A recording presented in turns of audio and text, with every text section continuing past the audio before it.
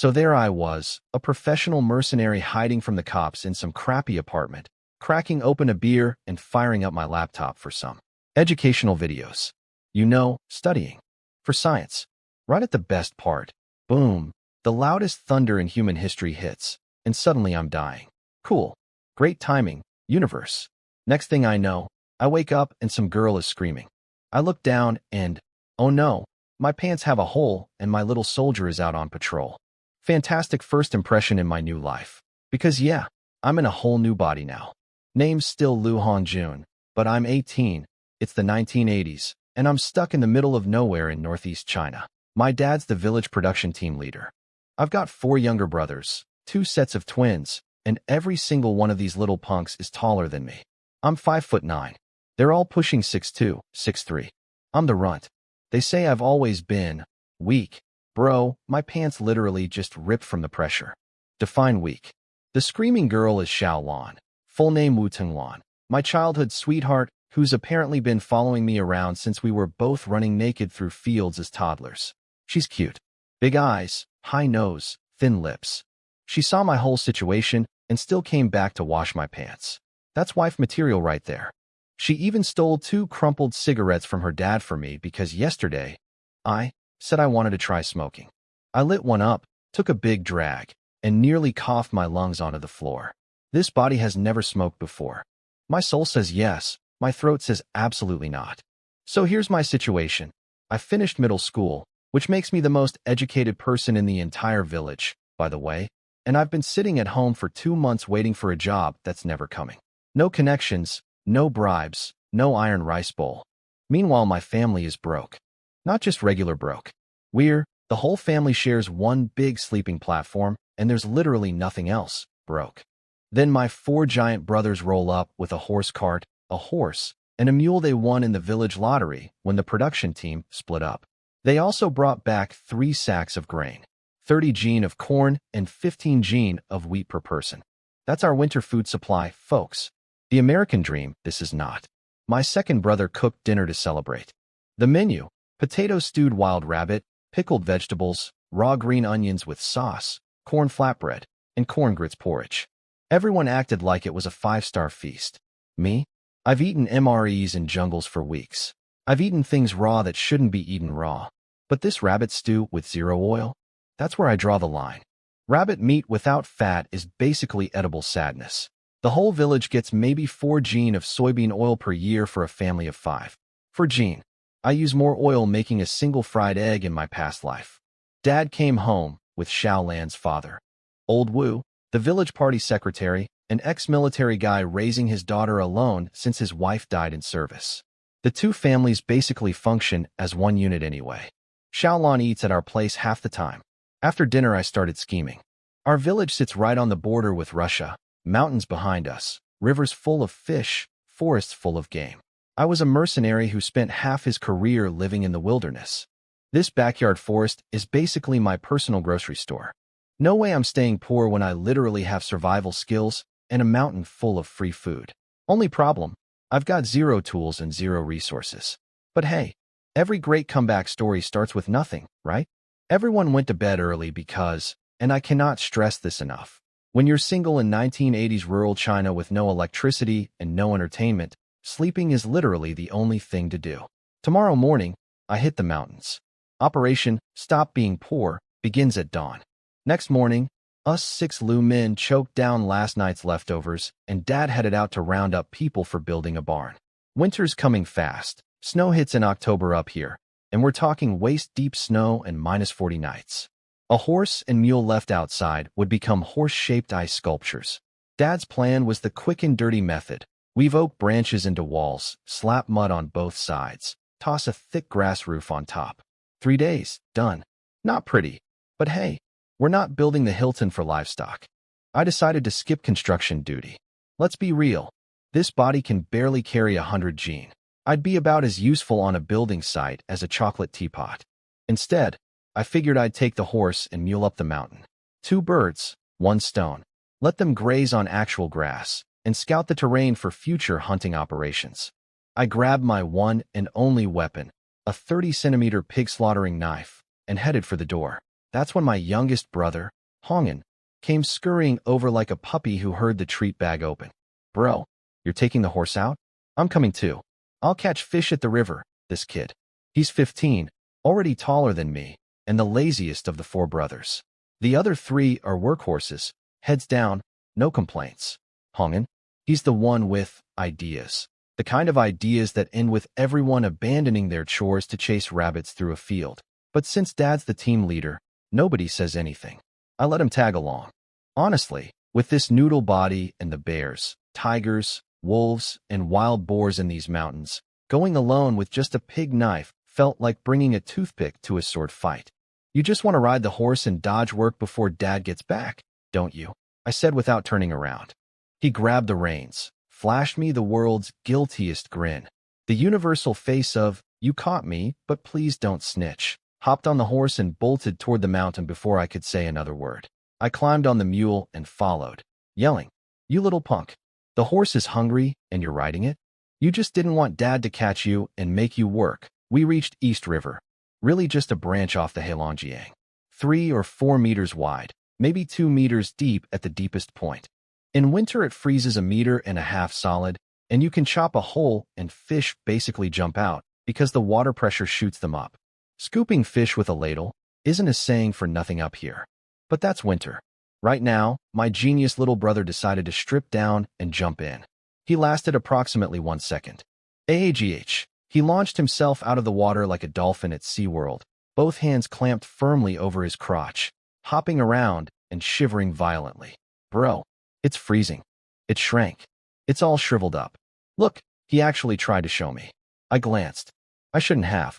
Even my own equipment retreated in sympathy. Put your clothes on, you idiot. There's already ice forming in that water. You want your equipment to fall off? No wife for you. No children. Congratulations, end of your bloodline. This boy immediately started crying. No, bro, is it really broken? It's so small now. I still need it. I want a wife.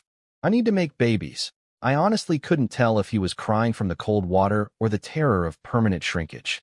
Probably 80% terror. I calmed him down, and we moved on toward the oak forest to hunt. But how do we catch anything? He asked.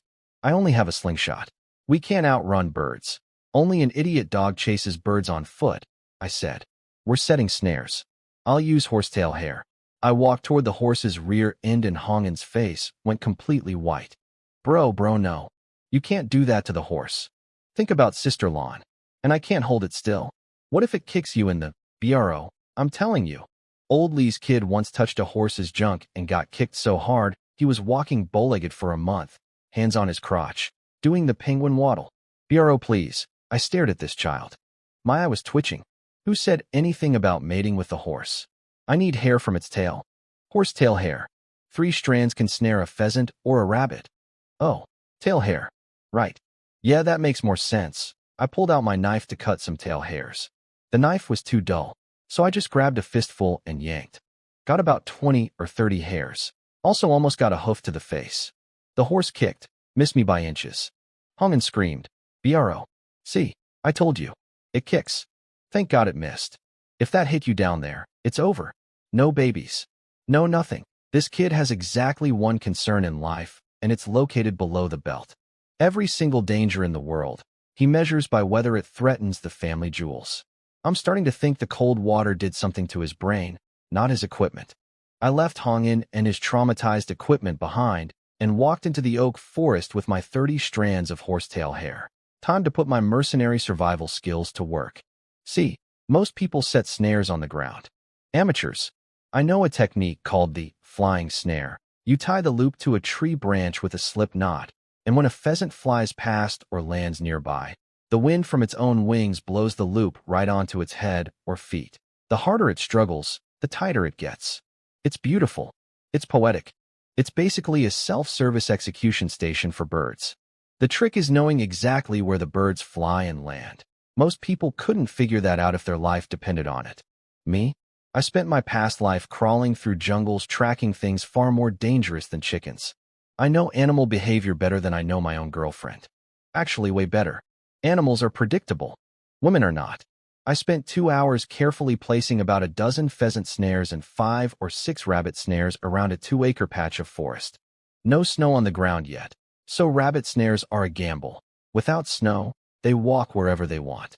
After snowfall, they stick to the same trails because trudging through deep snow is exhausting. Smart little fuzzballs. But I put a few snares in the most likely spots anyway. With the trap set, I wandered over to where the mountain meets the river to see about getting some fish. Then I remembered Hongin's near-death crotch experience and decided, absolutely not. I am not jumping in that water. That's when something gray-black launched itself across my path, and I caught a flash of golden yellow belly. Holy mother of snow frogs. Forest frogs. The soft gold of northeast China. This time of year they're packed full of eggs and oil. In my previous life, one of these bad boys at a restaurant cost you 50 yuan minimum. You just fry some green onions, add farmhouse soybean paste, stew the frog for 30 minutes, and it's so good you forget how to speak. You just sit there chewing in religious silence. Only problem, these things are Olympic athletes. They jump over a meter high and 2 meters forward from a standstill. Catching them by hand would be like trying to grab a greased ping-pong ball launched from a cannon. I went back to the forest, cut myself a 2-meter oak branch, trimmed it clean, and returned to the meadow like a samurai with the world's dumbest sword. Slowly, carefully, I crept through the grass. A frog leaped up to my left, whack. Missed. This stupid weak body can't keep up with my brain. In my old body, that frog would have been dead before it landed. But after 30 minutes of practice, I finally nailed one. Picked it up from the grass. Belly up, deep gold stomach, plump as a tennis ball, over 2 liang heavy. Still alive, just very confused about what just happened to it. I kept swinging. Frog genocide was officially underway. After 3 frogs, I ran out of hands. H1GN. Bring the bag. He came trotting over with the sack we'd brought for horse grass. What did you get, bro? Pheasants? Rabbits? Must be a lot if you need the... He saw the frogs. Dude, how'd you catch toads? They're not toads, you uncultured potato. They're forest frogs. Forest. Frogs. There's a difference. We divided labor. I whacked frogs with my stick like a maniac, and Hongin followed behind collecting the bodies and stuffing them in the bag. We worked for 3 or 4 hours straight. Skipped lunch entirely. By the time we finished carpet bombing that meadow, we had half a bag, over 10 jean, maybe 60 or 70 frogs. We were starving, dehydrated, and my arms felt like wet noodles. I told Hongin to soak the bag in the river so the frogs wouldn't suffocate, then headed back into the forest to check my snares. Not far in, I heard flapping. I slowed down, crept forward quietly. Can't spook them or they'll thrash hard enough to snap the horsehair, and there it was. A pheasant, noose around its neck, barely moving. Almost dead already. I grabbed it, gave the neck a quick twist. Good night, chicken. Kept going. Snare after snare, pheasant after pheasant. Next snares got the twist. Foot snares got the oak stick treatment. By the end of my rounds, 6 pheasants, 2 rabbits, and, jackpot, 1 hazel grouse. That's the legendary dragon meat. The saying goes, dragon meat in the sky, donkey meat on the ground, and the dragon they're talking about is this bird. The broth from one of these is so good it should be illegal. The pheasants were 2 to 3 jean each, the rabbits 5 or 6 jean, the grouse barely 1 jean. Over 20 jean of wild game total. Not bad for day 1 with 0 tools and a body that gets winded climbing stairs. I staggered out of the forest, gasping like an asthmatic walrus. Hongin ran over, grabbed the birds, eyes wide as dinner plates. Bro, this is insane. So much meat. Stop talking. Grab the frog bag. We're going to town. Town? Why? We've got all this food right here. Also, do you even have money? I looked at him like he'd asked if water was wet. What do you think is hanging from your hands right now, genius? That's not food. That's currency. We packed up, rode the horse and mule home. Found nobody there. Everyone was out making mud bricks and cutting oak branches for the animal barn. We each chugged some water, grabbed a corn cake to eat on the road, and headed for town. 18 li on horseback, nice and easy. 30 minutes later, we arrived. Operation Stop Being Poor was officially generating revenue. We rode into town and skipped the government supply store. Those cheapskates would pay you like your wild game was roadkill. Instead, we headed to a private buyer I'd heard about from a classmate, a guy everyone called Old Son Never Loses. Because in every deal he's ever made, he has never once come out on the losing end. Inspiring nickname for the person about to buy my stuff. His place was impossible to miss.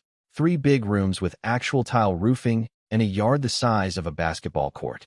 In a town where most people live under straw roofs, this guy had basically built himself a mansion.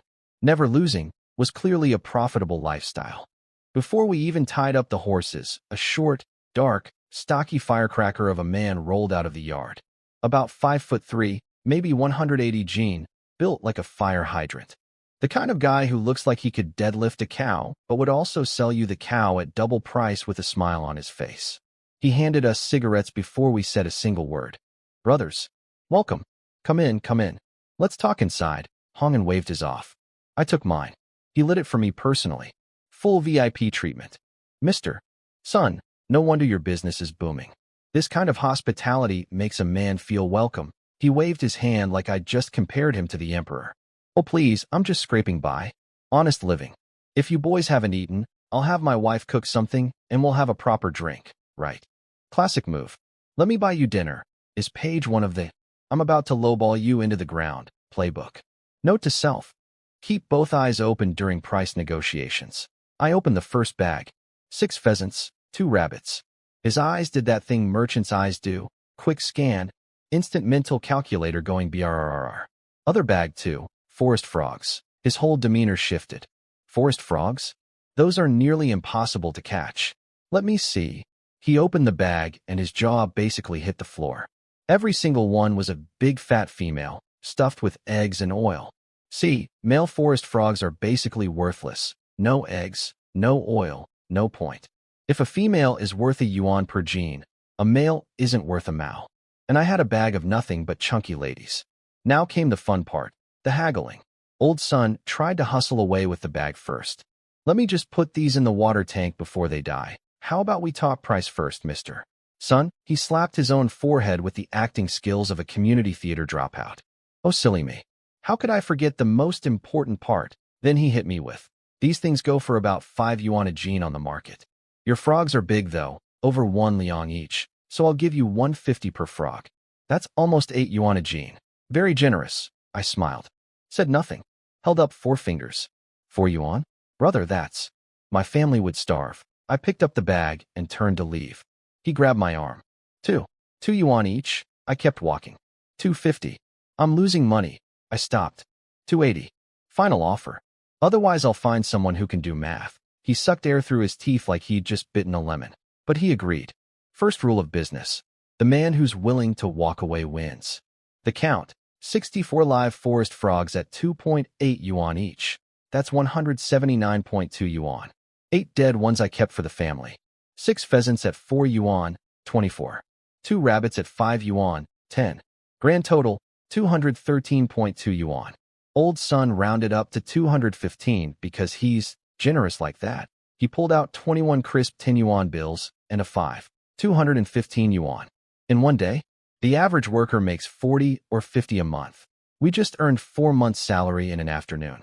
Hongin stood there grinning so hard I thought his face would split in half. Old Son invited us for dinner again. I declined, but I had something else in mind. "I want to buy a gun." His eyebrows went up. "For the mountains?"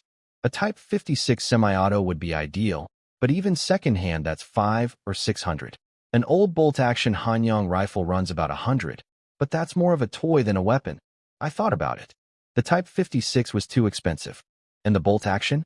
That ancient piece of junk fires 1 shot. Then you have to manually reload. Taking that into the deep forest would be like walking into a lion's den with a squirt gun. If I ran into a pack of wild boars or wolves, I might as well season myself and save them the trouble. I don't need a machine gun, but I at least need something that fires more than once before I die. Old Son read my face and said, "I've got something else. Want to see it?" He led me inside, pulled a wooden box from under his wardrobe, unwrapped oil paper, and placed a gun in my hands. One look, and my mercenary brain lit up like a Christmas tree. "Mauser," I said instinctively.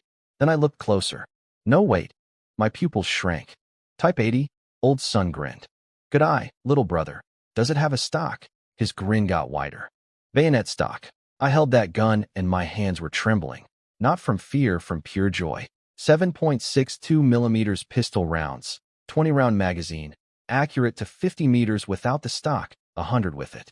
And the stock doubles as a bayonet, so I wouldn't even need to carry a separate knife into the mountains. I loved it. I loved it the way Hongin loves his reproductive organs, with desperate, primal devotion. But something smelled fishy. This gun was rare, limited production, barely saw any battlefield use. How did it end up in a wooden box under a wardrobe in a tiny border town in the middle of nowhere? There was definitely a story behind this, and probably not a legal one. While my brain was busy being suspicious about this gun's backstory, my hands were already doing their own thing. Mercenary muscle memory kicked in, and I stripped that gun down to individual parts on the bed in about 15 seconds.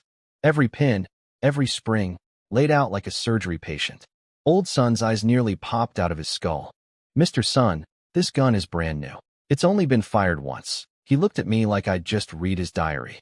This kid, he's thinking, is not a normal 18-year-old village boy. He came clean. Bought it in the city from some guy who got his hands on it through shady channels. Accidentally shot someone because he didn't know how to use it. Got spooked and wanted to dump it fast. Old Son thought it looked cool and brought it home. But since he doesn't hunt anymore, it's been collecting dust under his wardrobe. I reassembled the gun in seconds and told him. The guy didn't set the safety properly. That's why it went off. This gun has a mechanical issue. Needs recalibration or it'll hurt someone again. Old Son looked at me like I was some kind of gun wizard. 200 yuan, he said. 80, I said. 80? Brother, I paid over 100 for it. You can't make me lose money. This gun is defective. You can either send it back to the factory or sell it as is and wait for someone to die. Your choice. He stared at me. I stared back. I added the magic words. I can fix it. Nobody else can. In anyone else's hands. This is scrap metal that might kill the person holding it. 3 solid minutes of internal struggle. I could practically hear the gears grinding in his head. Finally, fine. 80. But you better think of me when you bag something good. Then came the cherry on top. A whole crate of ammo. I opened it and nearly whistled out loud. 400 plus rounds of 7.62 millimeters. Made sense though. This was a Type 80 submachine pistol. On full auto, it empties a 20-round magazine in 3 seconds. 400 rounds is basically a Tuesday afternoon. Final deal. The gun, a spare magazine, a bayonet stock combo, and 400 rounds of ammunition. Total cost, 100 yuan. 10 crisp bills, gone. Hongin watched half our fortune evaporate and looked like someone had kicked his puppy. He didn't dare say anything in front of Old Son, but the second we stepped out of the yard, the dam broke. Bro, 100 yuan. You could marry Sister Lon for less than that. Do you know how much corn that buys? We could eat flatbread every day. I kicked him in the butt. All you think about is eating. I patted the gun box. With this baby, we're going to have many hundreds of yuan. Many hundreds? Are we catching more frogs? Because you can't shoot frogs with that. They'd explode, and exploded frogs are worth nothing. We're not catching frogs. We're going into the deep mountains. Wolves, bears, leopards, tigers. Think about how many hundreds those are worth. His eyes went full anime sparkle mode. Bro, let's go right now. Get the other 3 brothers. We'll hunt leopards. We'll build a house bigger than Old Son's. We'll eat flatbread every day, meat every meal. And each of us brothers will marry 2 wives. And Dad gets one too. I laughed so hard I almost fell off the mule. This kid went from 100 yuan is too much for a gun to 5 brothers with 2 wives each in under 30 seconds. But honestly, in this era, if you had a big brick house and ate meat daily, women really would be lining up. Polygamy was technically illegal, but out here in the borderlands, if nobody files paperwork, who's going to check? You just live together, make babies, and mind your business. We hit the supply store next. I was starving, my stomach was performing its own percussion concert. So first stop, the bun seller. I slapped down 10 yuan and bought 50 steamed buns. Hongin and I housed 7 or 8 each while walking. The remaining 30-something went in a bag for home. At the supply store, I went on a shopping spree. 10 jean of soybean oil, 8 mao per jean, because this family is so oil-deprived that food tastes like cardboard. 10 jean of the fattiest pork belly I could find, including some gorgeous 5-layer cuts. In my past life, I avoided fatty meat. After 2 days in this body, I was ready to marry a pork chop. I planned to make red braised pork tonight, and I did not intend to share willingly. 50 gene of rice at 3 mao per gene, because a man cannot survive on corn alone. A carton of dakium and cigarettes. This body never smoked, but my soul is a chain smoker, and it's been suffering. Various seasonings, spices. Some bean cakes for the horse, because even the livestock deserves a treat after today. 40 plus yuan gone. The supply store clerk stared at us like we were teenage bank robbers on a spending spree. I could feel her mentally calculating whether our parents would beat us to death when we got home. We loaded everything onto the horse, climbed aboard our respective rides, and headed home around 2 in the afternoon. Northeast China gets dark absurdly early, 4 or 5 p.m. in autumn, 3 p.m. in winter. So we took our time, bellies full of buns, moseying along like two cowboys returning from the world's most productive day. We were almost home when dusk was settling in. Could practically see our house. That's when we ran into a villager and everything stopped being funny. Something happened at the river. We hadn't even reached the house when a villager hit us with the classic rural cliffhanger.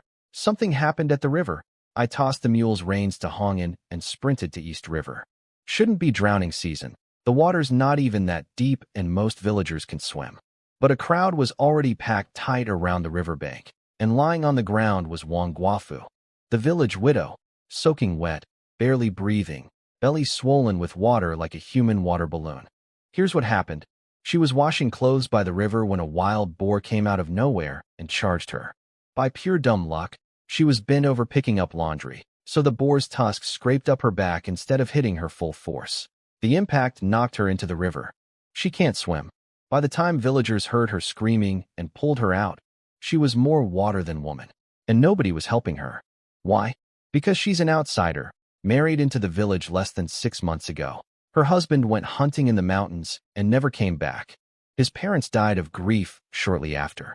She's alone, no family connections, no allies.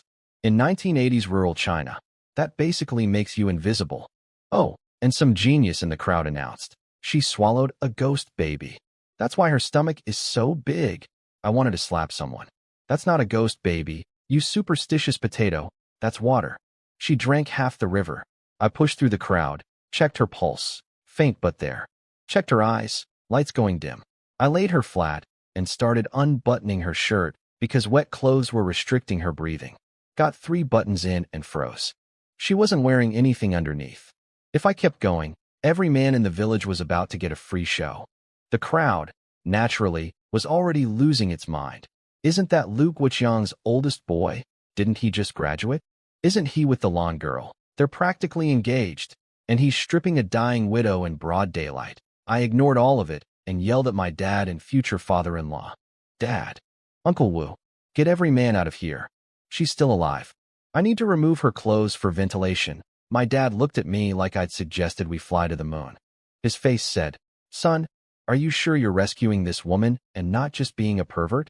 In front of the entire village? And your future father-in-law. Thank God for Uncle Wu.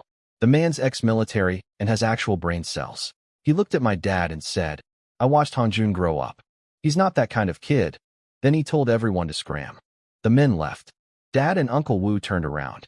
Then Dad realized. Wait, we turned around, but my 18-year-old son is still back there with the naked, unconscious widow, and started to spin back. Uncle Wu grabbed his arm, shook his head, and held him in place. Legend. I got to work. CPR. Chest compressions. Yes, I saw things. No, this was not the time to think about them. I pressed and pressed until she coughed up water. Flipped her face down over my knee. Thumped her back until more water poured out of her mouth and nose.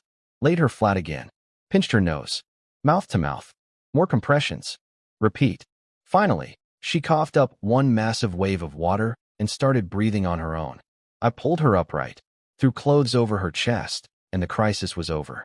Dad and Uncle Wu turned around, staring at the living, breathing woman who'd been basically dead 5 minutes ago. The village women, who'd been watching the whole time, had their own interpretation. Did you see that? She was practically dead and Lu's boy just touched her and kissed her, and she came back to life? I wanted to dig a hole and bury myself in it. I got Xiaolon to come help Wang Jie change into dry clothes. As I was leaving, Xiaolon stopped me, face red as a tomato, and whispered, Hongjuanji. Does that kissing thing. Really cure people? It's called CPR and mouth-to-mouth resuscitation. They teach it in school. She looked unconvinced. But you did that to Wang Jia. I opened my mouth, closed it, opened it again. There was literally no combination of words in any language that would fix this situation. I gave up. Just go change her clothes. Come to our house for dinner. I'm cooking. Back home, I walked in to discover Hongyan had already ratted me out about everything. The whole day. The frogs, the selling, the money, the gun, all of it. Dad and Uncle Wu were sitting on the Kong, waiting for me like two judges at a tribunal. I handed them cigarettes. Uncle Wu accepted. Dad rejected mine and grabbed his own old-school pipe instead because he's dramatic like that. Explain, Dad said, pointing at the gun boxes on the floor. How did you make that much money? Why did you buy that? And are you absolutely certain you were rescuing that woman and not committing a crime? I assured him CPR was a real medical technique I learned in school. Uncle Wu backed me up. Actually, now that you mention it, we had something like that in the army. Pressing it. Kissing. Dad's eyes went distant. Yeah, but in the army, it was always the female medics doing it to the soldiers. Every man was jealous of the guy getting rescued. He caught himself mid-sentence and slammed his mouth shut. Uncle Wu just smiled at him. Dad's face went red. Then Dad pivoted hard back to angry dad mode. And another thing. Old Five says you're planning to go into the deep forest to hunt tigers? You think you're tough now? I immediately backpedaled. No, Dad. Just the forest edge. Pheasants and rabbits. A little extra meat and cash. My job hasn't come through. I can't just sit at home. That's when Hongyan, my beloved, trusted idiot, brother, helpfully chimed in. But bro, you literally told me we were going to hunt bears and tigers and sell them, and each marry 3 wives. Dead. Silence. Dad's face could have cracked stone. I could feel my future father-in-law's eyes boring into the side of my skull. Dad was thinking, even if that's true, you absolute moron. You do not say that in front of the man whose daughter your brother is supposed to marry. I glared at Hongyan with the fury of 1,000 suns. That was me talking crap, okay? But Uncle Wu, absolute champion, greatest future father-in-law in the history of mankind, burst out laughing. Wonderful. Hongjun, if you've got the skills, I'll personally approve however many wives you want. As long as my daughter eats well, dresses well, doesn't get bullied, and lives comfortably. Marry 10 women for all I care. The extra wives can help take care of Xiaolon. A capable man should have multiple wives. Dad nearly had a stroke. Old Wu, you're his future father-in-law. You can't say things like that. I was dying. I wanted so badly to look Uncle Wu in the eye and say, Old man, you are the greatest father-in-law who has ever lived. I will take care of you forever. But if those words left my mouth, my dad would have beaten me to death on the spot. So instead I just said, Dad, Uncle Wu, sit tight. I'm making dinner tonight. Let me show you what I can do. Time to cook. Because apparently saving a woman's life, earning 4 months' salary, buying a gun, and getting permission to be a polygamist wasn't enough for one day. Time to cook. And I don't mean, boil some corn grits and cry, cooking. I mean real cooking. Red braised pork. The kind of meal this family has never seen in their entire lives. I scooped out 8 bowls of rice, 1 per head, and washed it 3 times because 1980s rice comes with free bonus sand that'll crack your teeth like walnuts.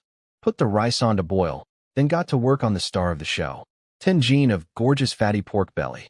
I laid its skin down in a dry hot wok and seared it until the skin was black and crispy, scraped off the char, and cut it into mahjong tile-sized cubes. Normally I'd go smaller, but these people haven't tasted oil in months. Nobody here is going to complain about big chunks of pork. The word greasy doesn't exist in their vocabulary. Greasy is the goal. I rendered the fat out first, golden and beautiful, and poured the extra lard into a jar. In this era, pork lard is basically liquid gold. Then I tossed in green onions, soy sauce. No cooking wine or dark soy available, but whatever. Added water, salt, and let it braise. That's when Xiaolon walked in and the kitchen situation got complicated. Wow, Hongjunji, it smells amazing. Let me help with the fire. She gently kicked Hongyan off the fire-tending stool. The kid looked genuinely confused. People are fighting over the chance to do chores? Are you sick? He wandered off to find the other brothers. Xiaolon squatted down by the stove, and then, because apparently today's theme is, make Hongjun's life impossible, She looked up at me and asked, Hongjuanji, today when you touched her, was that really to save her life? My hand jerked, and I nearly dropped an entire jug of oil into the wok. Xiaolon, I've told you. It's called CPR. CPR. But did you actually touch them? Through clenched teeth. Yes. Because that's how CPR works. She looked down and mumbled something that nearly gave me a heart attack. Well, it's fine if you touch them. I have them too. Mine aren't as big as Wangjia's, but I heard if you rub them they get bigger. Besides, Wangjia probably didn't mind you touching hers anyway. My blood pressure hit numbers that haven't been invented yet. My brain made a sound like a dial-up modem crashing. I tapped her head with the spatula and said, stop thinking crazy things and tend the fire. I threw myself into cooking the forest frogs to distract myself from the absolute chaos that is my love life. Squeeze the frog from back to front. The stomach pops out the mouth. Rinse into the wok with soybean paste, chili, and potatoes. Simple. Delicious. Much less stressful than conversations with my girlfriend. I glanced at Xiaolon on her little stool, and my eyes accidentally drifted to the patch of white skin visible at her collar. Abort. Abort. Eyes up. Think about dead fish. Think about snow. Think about anything else. But because my mouth has no connection to my survival instincts, I heard myself say, so Xiaolon, when are you going to let me touch yours? She froze. Turned red from neck to hairline. Then in a voice smaller than a mosquito, not right now, not right now. That means, Uncle Wu walked in sniffing the air like a bear following honey. Smells incredible. I'm going home to grab my half bottle of wine. And just like that, the moment evaporated. Probably for the best. I was about to have a brain malfunction. Dinner was served. A massive basin of red braised pork. A pot of forest frog stewed with potatoes and soybean paste. 8 bowls of white rice. I set aside a portion for the widow before putting everything on the table. The 4 brothers took one look and lost their minds. This is better than New Year's. It smells like heaven. I put the first piece of pork in Xiaolan's bowl. She blushed, noticed both dads watching her with big stupid grins, and shoved the whole chunk in her mouth. MMPH. Hongjuanji. So good. The 4 brothers attacked the food like wolves. Everyone was moaning with their mouths full. Dad and Uncle Wu sipped wine and watched us like proud kings surveying their kingdom. I ate a piece myself, and, okay. Yes, it was incredible. Even the lard-soaked rice that my brain said was disgusting, my body was shoveling in like there was no tomorrow. After days of oil-free sadness food, my cells were throwing a parade. 10 gene of pork, 8 bowls of rice, a whole pot of frog stew. 8 people demolished almost everything. The younger brothers were literally pouring pork sauce over rice and eating it like soup. I watched and thought, that's disgusting. Then I did the same thing. Uncle Wu watched Xiaolan's love-struck face as I fed her pork, sighed dramatically, and said, I raised that girl for 18 years and this boy stole her with 1 bowl of braised pork. Dad shot back. Stole? She was always my Liu family's daughter-in-law. After dinner, I lit cigarettes for both dads. My dad glared at me. Where'd you learn to smoke? That stuff costs money. Then watched me inhale like a 30-year veteran and added, you smoke better than I do. You've clearly been at this a while. I smiled and said nothing. Couldn't exactly explain that my previous body smoked for decades. Then I grabbed Xiaolon to deliver food to Wangjia. As soon as we were alone, Xiaolon whispered, Hongjuanji. Not here, everyone's around. Maybe when there's nobody else. I'll let you touch. I flicked her forehead. I'm taking you to bring food to Wangjia, you little maniac. Her face went nuclear red. She punched my arm. You're so mean. We walked to Wangjia's house the long way around so we could hold hands in the dark a little longer. Her hand was warm and small, and she didn't pull away. Some things are the same in every century. Wangjia was sitting on her Kong in the dark, no dinner, injured back, alone. When she saw the food, she started crying. Nobody had thought of her in a long time. She ate everything. Every grain of rice, every piece of pork, every bit of frog. Then she asked me to look at her injury. The boar had scraped her back pretty badly. She was too embarrassed to ask directly, just kept fidgeting. Xiaolon, my sweet, filter-free girlfriend, helpfully announced. Oh, come on, Wangjia. He already touched your boobs and kissed your mouth today. What's a butt compared to that? I am going to die of embarrassment before any bear or tiger gets the chance to kill me. Xiaolon flipped up Wangjia's shirt and pulled down the blanket. Wangjia was only wearing red underwear underneath. My brain unhelpfully noted. Red underwear. Is it her zodiac year? Focus. Professional mode. The wound ran about a foot long from her lower back upward. Swollen and red, but no bleeding, no broken bones. I pressed around carefully. She shivered, but no sharp pain response. Good. I had Xiaolan prepare a warm towel compress, applied it to the wound, covered her back up, and told her to keep it on until it cooled. Thank you both, Wang Jie said, looking at me with an expression that made me want to flee the country. You saved my life today, Hongjun. When I'm better, I'll properly thank you. I wanted to say, how exactly are you planning to thank me? But my last functioning brain cell grabbed that sentence and strangled it before it reached my mouth. Instead, I said, no need, grabbed Xiaolan's hand, and basically sprinted out the door. Behind us, I could swear I heard Wang Jie laughing. Day 2 in the 1980s. Earned 4 months' salary, bought a submachine pistol, performed CPR on a naked widow, cooked a feast, got permission from my father-in-law to marry multiple women, and my girlfriend offered to let me touch her chest when nobody's around. I need to lie down. On a brick Kong. In the dark. Because there's no electricity. Welcome to my new life. That night, I lay on the Kong planning tomorrow's mission. Find the wild boar that attacked Wang Jie and put a bullet in it. A boar that's tasted human contact once will do it again. Kids play by that river. Next time someone might not be lucky enough to have a time-traveling mercenary nearby with CPR skills. I was deep in sleep when something started poking me in the dark. I cracked one eye open, still pitch black outside. And there's Hongin, whispering like we're behind enemy lines. Bro, wake up. Aren't we going to the mountain today? I was about to curse him out when 3 more heads popped up behind him like prairie dogs. 8 eyeballs glowing in the darkness. All 4 brothers were wide awake, lined up, vibrating with excitement. They'd clearly been lying there for hours waiting for an acceptable time to wake me up. They'd picked an unacceptable time instead. Dad was already sitting at the head of the Kong, smoking his pipe in the dark like some kind of rural philosopher. He saw me look over and said, let them go with you. They're useless here anyway. Gee, thanks, Dad. Breakfast was leftover rice turned into porridge, reheated buns from yesterday, and roasted dried chili crumbled into pickled radish. Simple but honestly delicious. After eating, I hit a logistics problem. 5 brothers, 2 animals. You can't fit 5 guys on a horse and a mule. Third brother solved it instantly. Let's hitch the cart, right? We have a cart. I'm a genius mercenary who forgot about the cart. I went inside to gear up. Pulled the Type 80 from its box, loaded both magazines, 40 rounds. Stuffed another 40 loose rounds in my pockets because this gun still needed calibrating. Strapped the bayonet stock to my leg wrap instead of mounting it on the gun. In dense forest, 50 meters is all you need.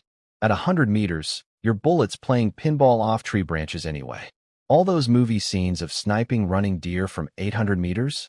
2 lifetimes as a mercenary, and I've never pulled that off either. Nobody has. That's not marksmanship, that's fiction. I packed the leftover buns, a small bag of salt. In the mountains, as long as you have salt, you'll never go hungry, and headed out. We were at the village entrance, almost free and clear, when a massive shadow burst out of nowhere and blocked our path. 6 feet tall, shoulders like a refrigerator. The biggest human being in the entire village. This was Wang Shatsi, Wang the Fool, the village idiot. About 30 years old, no family anyone knows of, no real job. He used to help kids watch the pigs and cattle for the production team. People called him the village guardian. Supposedly when disaster comes, he'll sacrifice himself to protect the village. Mostly he just showed up at every wedding and funeral for free food.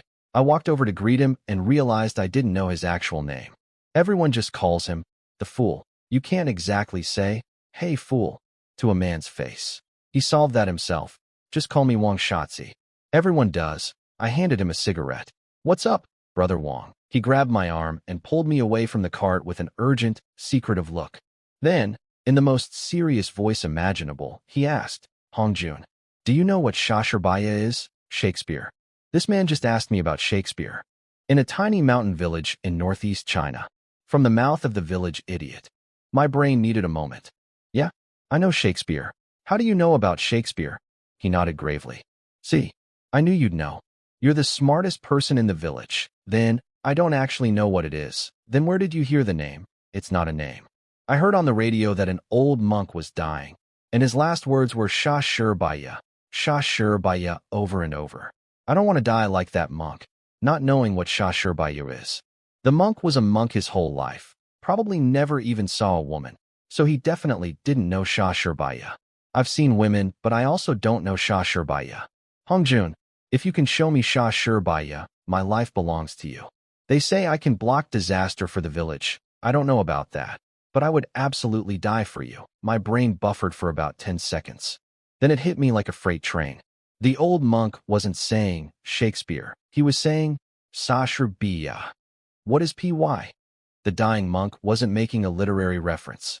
He was a lifelong celibate who'd never been with a woman, and his literal last words were wondering what he'd missed.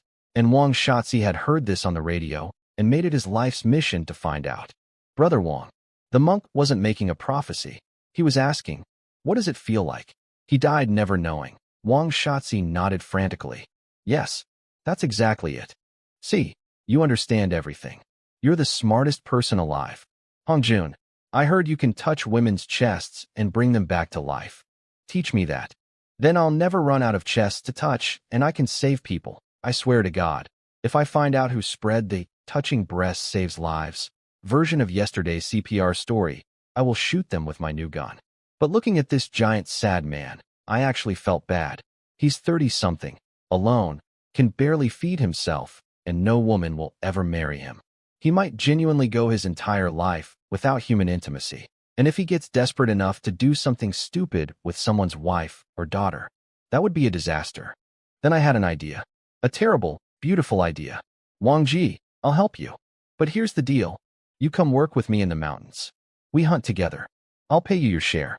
Once you've got money, we'll figure out the woman's situation. His eyes went supernova. Yes, I'll come to the mountain. I don't even need money. I don't need a wife. I can't feed a wife. Just let me experience it once, and I'll follow you forever. I'm strong. I can work. Fine. We'd figure out the details later. Worst case, I take him to the city where certain professional services exist for a few yuan. Consider it a charitable donation. I gave him 2 buns for the road. My fourth brother watched this with visible pain on his face. Those were meat buns, and he'd only tasted meat buns for the first time yesterday, but I smacked the back of his head and told him to stop being stingy. And stop calling him Wang Shatzi. Call him Brother Wang. He's not stupid, and he really isn't. A man who can't read or write, but figured out the meaning of a dying monk's last words and turned it into a personal life quest. That's not stupidity. That's focus. So now we were 6. 5 Liu brothers plus 1 enormous, woman-obsessed village guardian, rolling toward the mountains on a horse cart with a submachine pistol, 40 buns, and big dreams. We hit the oak forest. I took Wang Ji and Hong in to check yesterday's snares while the other 3 unhitched the cart and let the animals graze. The haul was decent. For pheasants, 3 rabbits. Not as good as day 1, but the horsehair snares were basically falling apart after 2 uses. I'd need to buy wire in town next time. No way was I yanking more hair off that horse. At this rate, it'd be bald-tailed by next week. I was just about to head deeper into the forest with my gun when Wang Ji came crashing out of the trees, eyes wild, arms waving. Pigs. Pigs. Hongjuan. I saw pigs. Pigs? I snapped to attention. Where? Wang Ji pointed behind him. Over that ridge. In the pine forest. A whole pack of them. His clothes were shredded. Torn shirt, ripped pants. He bushwhacked through dense forest at full speed with zero regard for his own body. Turns out, while I was checking snares, he'd decided to independently scout the entire mountain for game. No weapon. No backup. No plan. Just a giant man crashing through the wilderness looking for things I could shoot. I turned and walked toward the cart. Wang Ji panicked. Hongjun, the pigs are that way. You're going the wrong direction. I glared at him. Just follow me. Back at the cart, I put the pheasants and rabbits away, then faced all 5 of them with my most serious expression. Listen up. From this moment forward, when we're in the forest, you do exactly what I say. I say walk, you walk. I say stop, you stop. I say hide, you hide. You don't even piss without my permission. They looked confused. I explained. This is the deep forest. We're not just hunters here, we're also prey. Everything out there that we're trying to kill is also trying to kill us. Every year, Experienced hunters with proper guns die in these mountains. You idiots don't even have sticks. Wang Ji went in there alone with nothing. If he'd stumbled into 2 wolves, we wouldn't have found his body.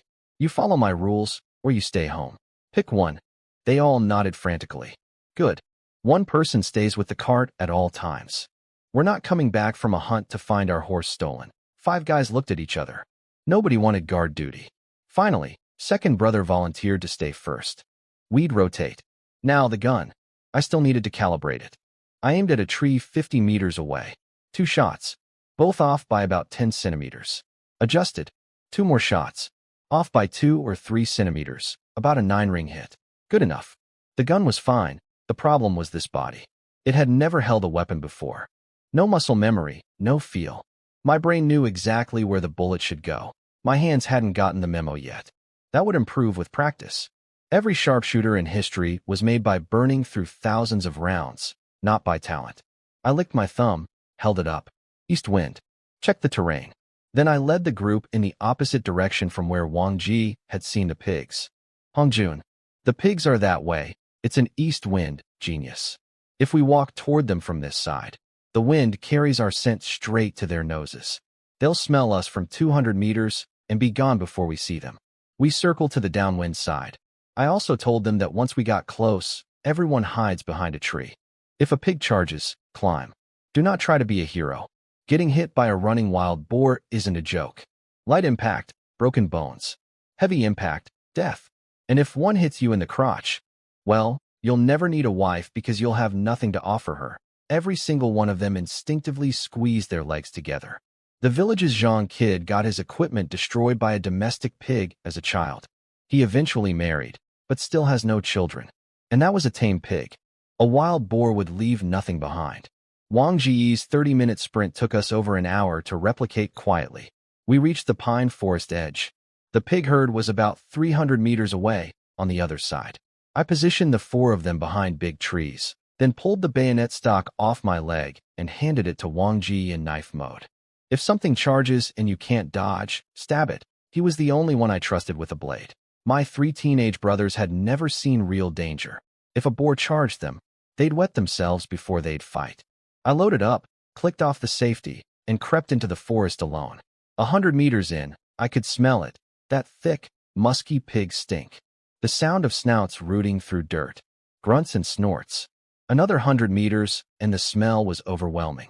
I found a good position behind a massive pine tree, 2-person wide trunk, and peered out.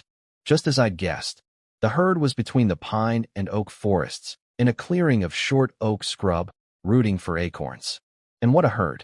The boss was a monster, a 400-gene boar with tusks that could gut a horse. 3 sows around 300 gene each, and about a dozen young ones, maybe 150 gene apiece. The big boar wasn't eating. He was rubbing against a pine tree, coating himself in sap. This is how wild boars make armor. Pine resin, mud, and bristle hair, layered and dried until their hide is basically concrete. My pistol rounds would bounce off his body like spitballs. I needed a headshot. Specifically, I needed him facing me. I waited, and waited, and waited. 10 minutes of nothing but a gigantic pig butt and swinging pig balls right in my line of sight. I was so tempted to shoot him right in the rear end. Bullet through the back door, intestinal chaos, flowers of destruction blooming from his, no. Focus.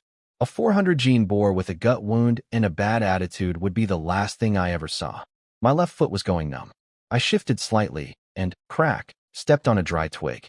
The boar's enormous backside vanished. 3 seconds later, a pig face appeared, tusks bared, staring right at me from 30 meters. Bang, bang, 2 shots, less than 1 second apart. First aimed at the mouth. Bullet enters through the open jaw, punches into the brain. Second aimed at the forehead. Insurance shot, because if the pig flinched from the first shot, the second would catch an eye socket instead. In my past life, at this distance, 1 shot would have been enough. But this body's hands weren't steady enough for guarantees. Good thing I doubled up. The boar twitched at the first shot. The mouth bullet tore through his cheek instead of entering the brain. But the forehead bullet drilled straight through his eye. He dropped like a sack of cement without making a sound. The herd exploded. 2 sows and 5 young ones stampeded straight toward me. I pressed my back against the tree. Calm. Breathe. Bang bang. Bang bang. 9 more shots. Rapid fire. I lowered the gun, rubbed my aching shoulder. This body was not built for recoil, and surveyed the damage. The big boar, super dead. One sow. Bullet through the eye, also super dead. Second sow. Hit in the jaw. Escaped into the pine forest, same direction my guys were hiding. 5 young boars. All down. 3 weren't dead yet, just thrashing and screaming on the ground. First thing I did, not check the kills. I ejected the magazine, slapped in the spare, then reloaded the empty one. Jungle rule number 1. Your gun is always full. A half-empty magazine is a death sentence waiting to happen. Then I remembered, the injured sow ran toward my people. I grabbed the gun and sprinted into the pines. Found all 4 of them walking toward me, drawn by the gunshots. Thank God the sow had kept running. I traced the blood trail on the ground, bright red. Surface wound, jaw hit, just like I thought. Dark red would mean internal organs. Not worth chasing a 300-gene sow with a sore mouth and working legs. We walked back to the killing field. Wang Ji immediately lunged toward a half-dead young boar. I kicked him in the butt. My foot bounced off him like I'd kicked a tree trunk. Nearly fell over from my own kick. It's still alive, you maniac. A dying pig's kick can break your leg. Or hit you in the.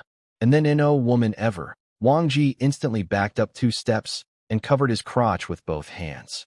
This man will face 400 gene boars without blinking, but the mere suggestion of groin damage sends him into full retreat. His priorities are absolutely unshakable.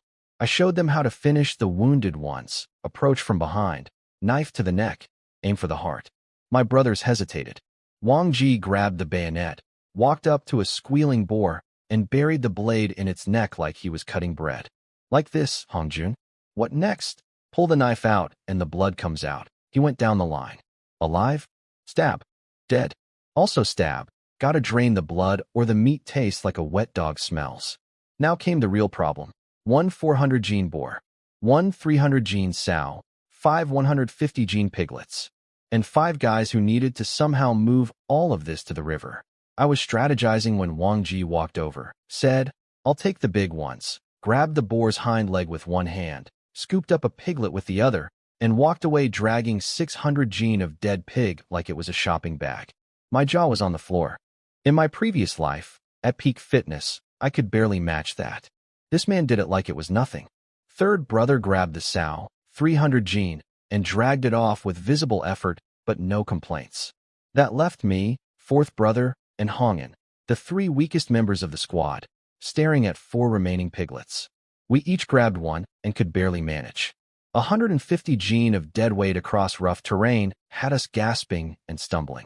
After about a mile, Wang Ji came strolling back from his completed delivery, looked at our pathetic struggle, said, "One left, right? I'll get it," and jogged past us to grab the last one. I have hired professional soldiers who were less useful than this man. 5 of us dragged over 1,000 gene of dead pig to the riverbank. Everyone was fine except me. I was lying on the ground like a deflated balloon. My 15-year-old brothers who do farm work every day, barely winded. Wang Ji looked like he'd just taken a stroll to the mailbox. I sent Hong in to fetch the cart, then started giving orders. Third brother, go cut some skewer sticks. Fourth brother, gather firewood. Wang Ji, help me skin this piglet. We had 150 gene piglet skinned and gutted in 10 minutes flat. I carved off a gorgeous strip of pork belly, 5 or 6 gene, fat marbled with lean. Cut it into chunks, salted it, and threaded 6 massive skewers. 1 gene of meat per skewer, minimum. Fourth brother got the fire going. I handed him skewer duty while Wang Ji and I gutted the rest. By the time the cart arrived, the meat was done. 6 men, 6 skewers, each one dripping fat into the flames. We sat there, exhausted, filthy, covered in pig blood, eating sizzling meat skewers and leftover buns like kings. Nobody spoke. When you're that hungry and that tired, a skewer of wild boar with nothing but salt is a religious experience. Loading the cart was an engineering challenge. The big boar alone was 300 gene after skinning. The sow, 200 plus. 5 piglets at 100-something each. The cart was groaning under the weight. No road along the river, just rocks and bumps. We all walked alongside instead of riding. 7 or 8 li back to the village. Took over an hour on that terrain. We rolled in around 1 in the afternoon, and every single person we passed nearly fell over. Where did all that meat come from? You have to understand. These people eat meat maybe once or twice a year. Nobody keeps pigs because there's no feed. People can't even feed themselves, let alone a pig. The few families that do raise one spend 2 or 3 years getting it to 200 gene, and then they guard that meat like treasure all winter. Everyone started asking to buy some. But I had a different plan. Nobody's buying anything. I'm giving it away. Every family gets some. I sent Hong into the village office. Tell Dad to get on the loudspeaker. Free pork for every household. Come to our place. See? The whole village had been helping build our livestock shed for days. We hadn't properly thanked anyone. And I'm about to marry Xiaolon, which means I'll need these same people to help build a house. In rural China, your social capital is your wealth. 100 gene of free pork today buys 1,000 gene of goodwill tomorrow. On the way home, I passed Xiaolon and Wang Jie chatting outside. Wang Jie looked recovered. I patted Xiaolan's head and told everyone to come eat tonight. Wang Jie protested. You saved my life and I haven't even thanked you yet. How can I eat your food again? I waved it off. At home, everyone dove for the water bucket and drank like camels. Note to self for the millionth time. Bring water next time. Being hungry is survivable. Being this thirsty is torture. We stored the big boar, the sow, and 3 piglets in the storage shed. I kept 2 piglets, about 200 gene total, for the village distribution. Temperatures were below 0 at night already, so the meat would keep fine. I carved out all 4 racks of ribs for myself first. Nobody in this era wants ribs, not enough fat. People here measure food quality by grease content. If it doesn't leave a shiny film on your lips, it's not worth eating. Ribs are too lean, their loss my gain. 20+ gene of beautiful pork ribs, all mine. I cut some pork fat, heated the wok, rendered out the lard, tossed in dried beans, then the ribs, soy sauce, a fistful of coarse salt, 2 scoops of water, and stuck corn cake batter around the rim of the pot. Iron pot stew with cornbread, the Northeast China classic that would become a whole restaurant genre in the future. Right now it was just called dinner. I just finished when Dad burst into the yard, grabbed me by the arm, dragged me into the bedroom, and shut the door. What the hell are you doing? You told Hongin to broadcast we're giving away meat? We can barely feed ourselves, and you're playing Santa Claus? I explained. 1,000 gene of pig. Village gets 200 gene. We sell the rest in town for several hundred yuan. Plus, we need these people's help when I build a house to marry Xiaolon. Dad paused, took a drag of his pipe, thought about it. Fine, but stop talking like 200 gene of meat is nothing. I haven't eaten 200 gene of meat in my entire life. He left to make the announcement. The loudspeaker crackled to life, but it wasn't Dad's voice. It was Uncle Wu. Attention villagers. Lu Hongjun hunted wild boar today and is giving free pork to every household. Come to Lu Hongjuan's house immediately. He used my name. Not Dad's. Not the family name. Mine. I understood instantly. This was Uncle Wu building my personal reputation in the village before my wedding. Making sure everyone knew me as the generous provider. Political genius, that old soldier. I cut the 2 piglets into 5 gene portions, trying to balance fat and lean in each share. No scales in the village. Everything by hand and feel. Each piece came out 5 gene plus, give or take 2 liang. Xiaolon distributed the meat as families arrived, looking every bit the lady of the house. The gratitude was real.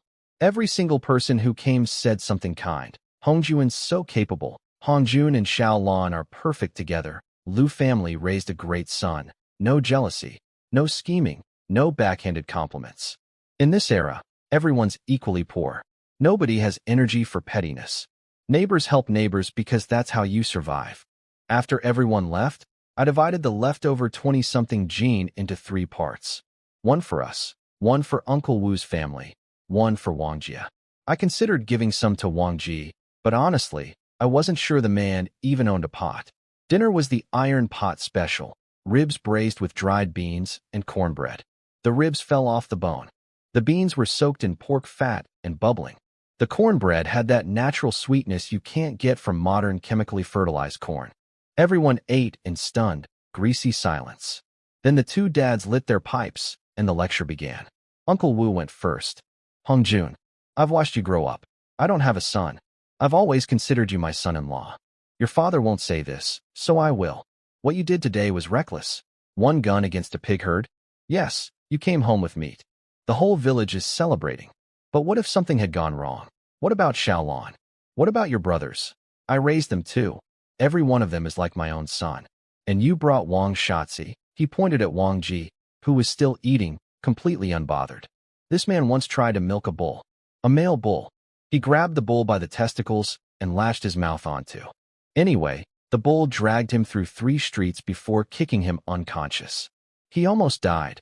The brothers were biting their lips, trying not to laugh. And remember when you told him frozen metal tastes sweet in winter? He went straight outside and licked a metal pole. If I hadn't walked by, he'd have lost his tongue. Wang Ji continued eating as if none of this was about him. Dad smacked his pipe. Stop laughing. Next time someone gets hurt, nobody will be laughing, I thought.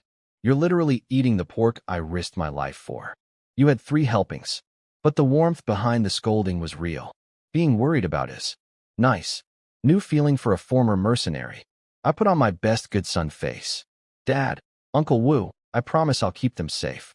They just carry stuff. I do the dangerous part alone. And as for me personally, I'm the most careful man alive.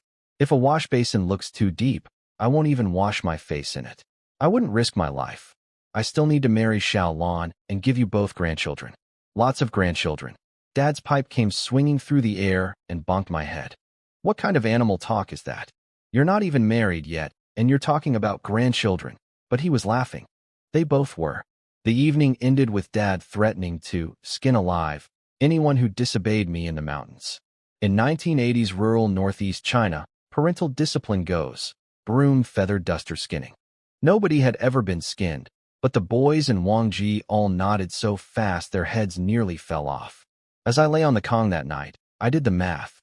Tomorrow we'd haul the remaining meat to town. 1 300 gene boar, 1 200 gene sow, 3 150 gene piglets, over 1,000 gene of sellable meat. Even at rough village rates, that's several hundred yuan easy. Day 3. Killed a pig army, fed an entire village, got lectured by 2 dads, and learned that Wang Ji once tried to breastfeed from a bull. This timeline is absolutely unhinged, and I love it. After dinner came the moment every unmarried man in 1980s China dreams about, the father-in-law talk. Uncle Wu stopped at the gate, turned around, and dropped the bomb. Hongjun, stop wasting time. You and Xiaolon need to get married. I don't need any bride price. Just save enough for 2 sets of bedding. I'll buy you both new clothes by year's end. You 2 are adults now, stuck together like glue every day. If something happens before the wedding, people will talk. Get married and you can do whatever you want. Xiaolan's face turned the color of a fire truck. Then Uncle Wu solved the housing problem. You 2 take my house after the wedding. I'll move in with your dad and the boys. We'll build you a new place in spring. This man. I almost cried. In my past life, I was a mercenary with no family. Now I have a father-in-law who's giving me his house and telling me to hurry up and marry his daughter. I blurted out, "Thank you, Dad." Xiaolon shoved me. "We're not married yet." "You can't call him Dad." Uncle Wu laughed, then got serious for one moment. "I only have 1 daughter. I don't care how many women you have outside, but you never abandon Xiaolon. Never divorce her. I promised." What exactly I promised? No other women, or no divorcing Xiaolon despite other women. I strategically left ambiguous. I've been reborn into an era where a capable man can have multiple women. I'd be a fool not to enjoy this timeline. I'll just make sure Xiaolon and Uncle Wu live like royalty. Next morning, we loaded up. 1 massive boar, 1 sow, 3 piglets, plus the wild birds and rabbits. Today we were skipping the town and heading straight to the county seat, 30-something li away. Better prices, bigger market. I wrapped the gun in cloth and hid it in the cart. Out here in the mountains, nobody cares about firearms. But in the county, you don't wave guns around. I brought it for the road. Wolves have been known to follow travelers, and there's a charming local trick called wolf shoulder tap, where a wolf puts its paw on your shoulder from behind. You think it's a person, turn around, and it bites your throat out. Fun fact, because of this, there's an unwritten rule in northeast China that you never silently tap someone's shoulder at night. A few years back, some guy thought it'd be hilarious to sneak up and tap his neighbor's shoulder in the dark. The neighbor, who was carrying a pig slaughtering knife because he was terrified of wolves, spun around, and stabbed the guy to death on the spot. The prankster died, and the stabber went insane from the trauma. Great prank. 10 out of 10. We set off. Before we'd gone 100 meters, we found Wang Ji standing by the roadside battling invisible enemies with a stick. A 2-meter-tall, refrigerator-wide grown man, leaping and spinning, going, HY, HY, whoosh, with a willow branch, living his best martial arts fantasy. He was so deep in his imaginary sword fight that he didn't notice our cart until he accidentally slashed the horse with his stick. The horse nearly bolted. Wang Ji snapped out of it without a shred of embarrassment. Embarrassment is a concept that simply does not exist in his operating system, and hopped on the cart. I gave him 2 corn cakes. Didn't I tell you to come eat breakfast at my house? I don't need breakfast. 1 meal a day is fine. He inhaled both cakes in 4 bites. Right. Don't need breakfast. Sure. I told everyone the deal going forward. Whatever we earn hunting, I take half. You 5 split the other half. But if you're going to spend it, don't be stupid about it. Wang Ji refused his share. I don't want money. You promised me a woman experience. That's my payment. If you feed me too, even better. Money's useless to me. I wouldn't know what to buy. Fair enough. I'd handle his finances for him. An hour later, we rolled into the county seat. My 4 brothers and Wang Ji were like kids at Disneyland, heads swiveling in every direction, mouths hanging open. They'd never even been to town, let alone the county capital. I headed straight for the supply co-op, not to sell, but to find my old school buddy Li Zijian. This kid was my best friend in school. Think of the sneakiest, most street-smart person you know, then give him glasses and a face that radiates scheming energy. They say birds of a feather flock together, frogs find frogs, and toads find toads. The fact that he and I were best friends tells you everything about both of us. I walked in and asked the counterwoman for him. She yelled into the back room without looking at me. Out came Li Zijian, 5'8", spectacles, eyes like a fox doing mental calculations. He saw me and lunged, grabbed me in a bear hug. Hongjuan, you came to see me. I missed you so much. I shoved him off. Get off me, you weirdo. Then I whispered, I've got a cart full of wild boar. Know anyone who'll buy? His little fox eyes lit up. He checked that the counterwoman wasn't listening, dragged me outside, and handed me a red Pagoda Mountain cigarette. The fancy kind, 1.5 yuan a pack. On his 30 yuan apprentice salary, that's luxury. Where'd you get these? I asked. Some restaurant owner gave them to me as a tip. Get this. He just opened a restaurant in town and asked me to help find meat suppliers. You literally showed up with a cart full of pork. This is destiny, brother. He led us 400 meters to the restaurant, went inside, and came back with the owner, a wheezing, sweating fat man who looked like he'd eaten his own menu twice. In an era where nobody is overweight, this guy was a medical marvel. Li Ji, the restaurant boss, took one look at my cart and his eyes went wide. His chef inspected the meat, nodded approval, and we got down to business. 8 mao per gene for the boar and sow, 9 mao for the piglets. Weighed with bone. Sound fair? Fair? In town, 6 mao for the boar would have been lucky. This was 2 mao more per gene across the board. I agreed instantly. The pheasants and rabbits went for 5 yuan each, a little above town rates for the birds, same for the rabbits. Rabbit meat is just not popular. No fat, needs heavy seasoning nobody has. I wasn't going to haggle over a yuan. The weigh-in, boar plus sow, 538 gene. 3 piglets, 316 gene. Total meat money, 714.6 yuan, rounded to 715. Plus 5 birds and rabbits at 25 yuan. Grand total, 740 yuan. 740 yuan. Li Zijian stared at the stack of 74 10 yuan bills like he was watching someone win the lottery. That was more than 2 years of his salary, handed over in one transaction. Li Ji tipped us each a pack of red Pagoda Mountain cigarettes and handed me a cloth bundle of restaurant-grade seasonings, stuff you literally cannot buy in our region. Anytime you bag something in the mountains, bring it here. Even if I'm not around, my people will give you top price. I left that restaurant with 740 yuan in my pocket, rare spices in my bag, and a permanent buyer for everything I could hunt. Running total from 3 days of unemployment, 215,740 is equal to 955 yuan, almost 1,000. The average worker makes 50 a month. I've earned 20 months' salary in 72 hours. and Dad said I should get a job. Back at the supply co-op, Li Zijian bought everyone a bottle of soda, his treat, the big spender. I did my own shopping. A few gene of iron wire for proper snares, a gene of rock sugar, a gene of fruit candy, a massive 50 gene bag of salt, some pastries, 2 hair ribbons for Shaolon, 2 cartons of Dakiaman cigarettes, and 2 bottles of Wulianya liquor. About 30 yuan total. Having a buddy at the supply co-op is everything. Salt, for instance, not expensive, but try buying 50 gene without connections. The clerk would laugh in your face. Rock sugar? Forget it. Doesn't exist without knowing someone.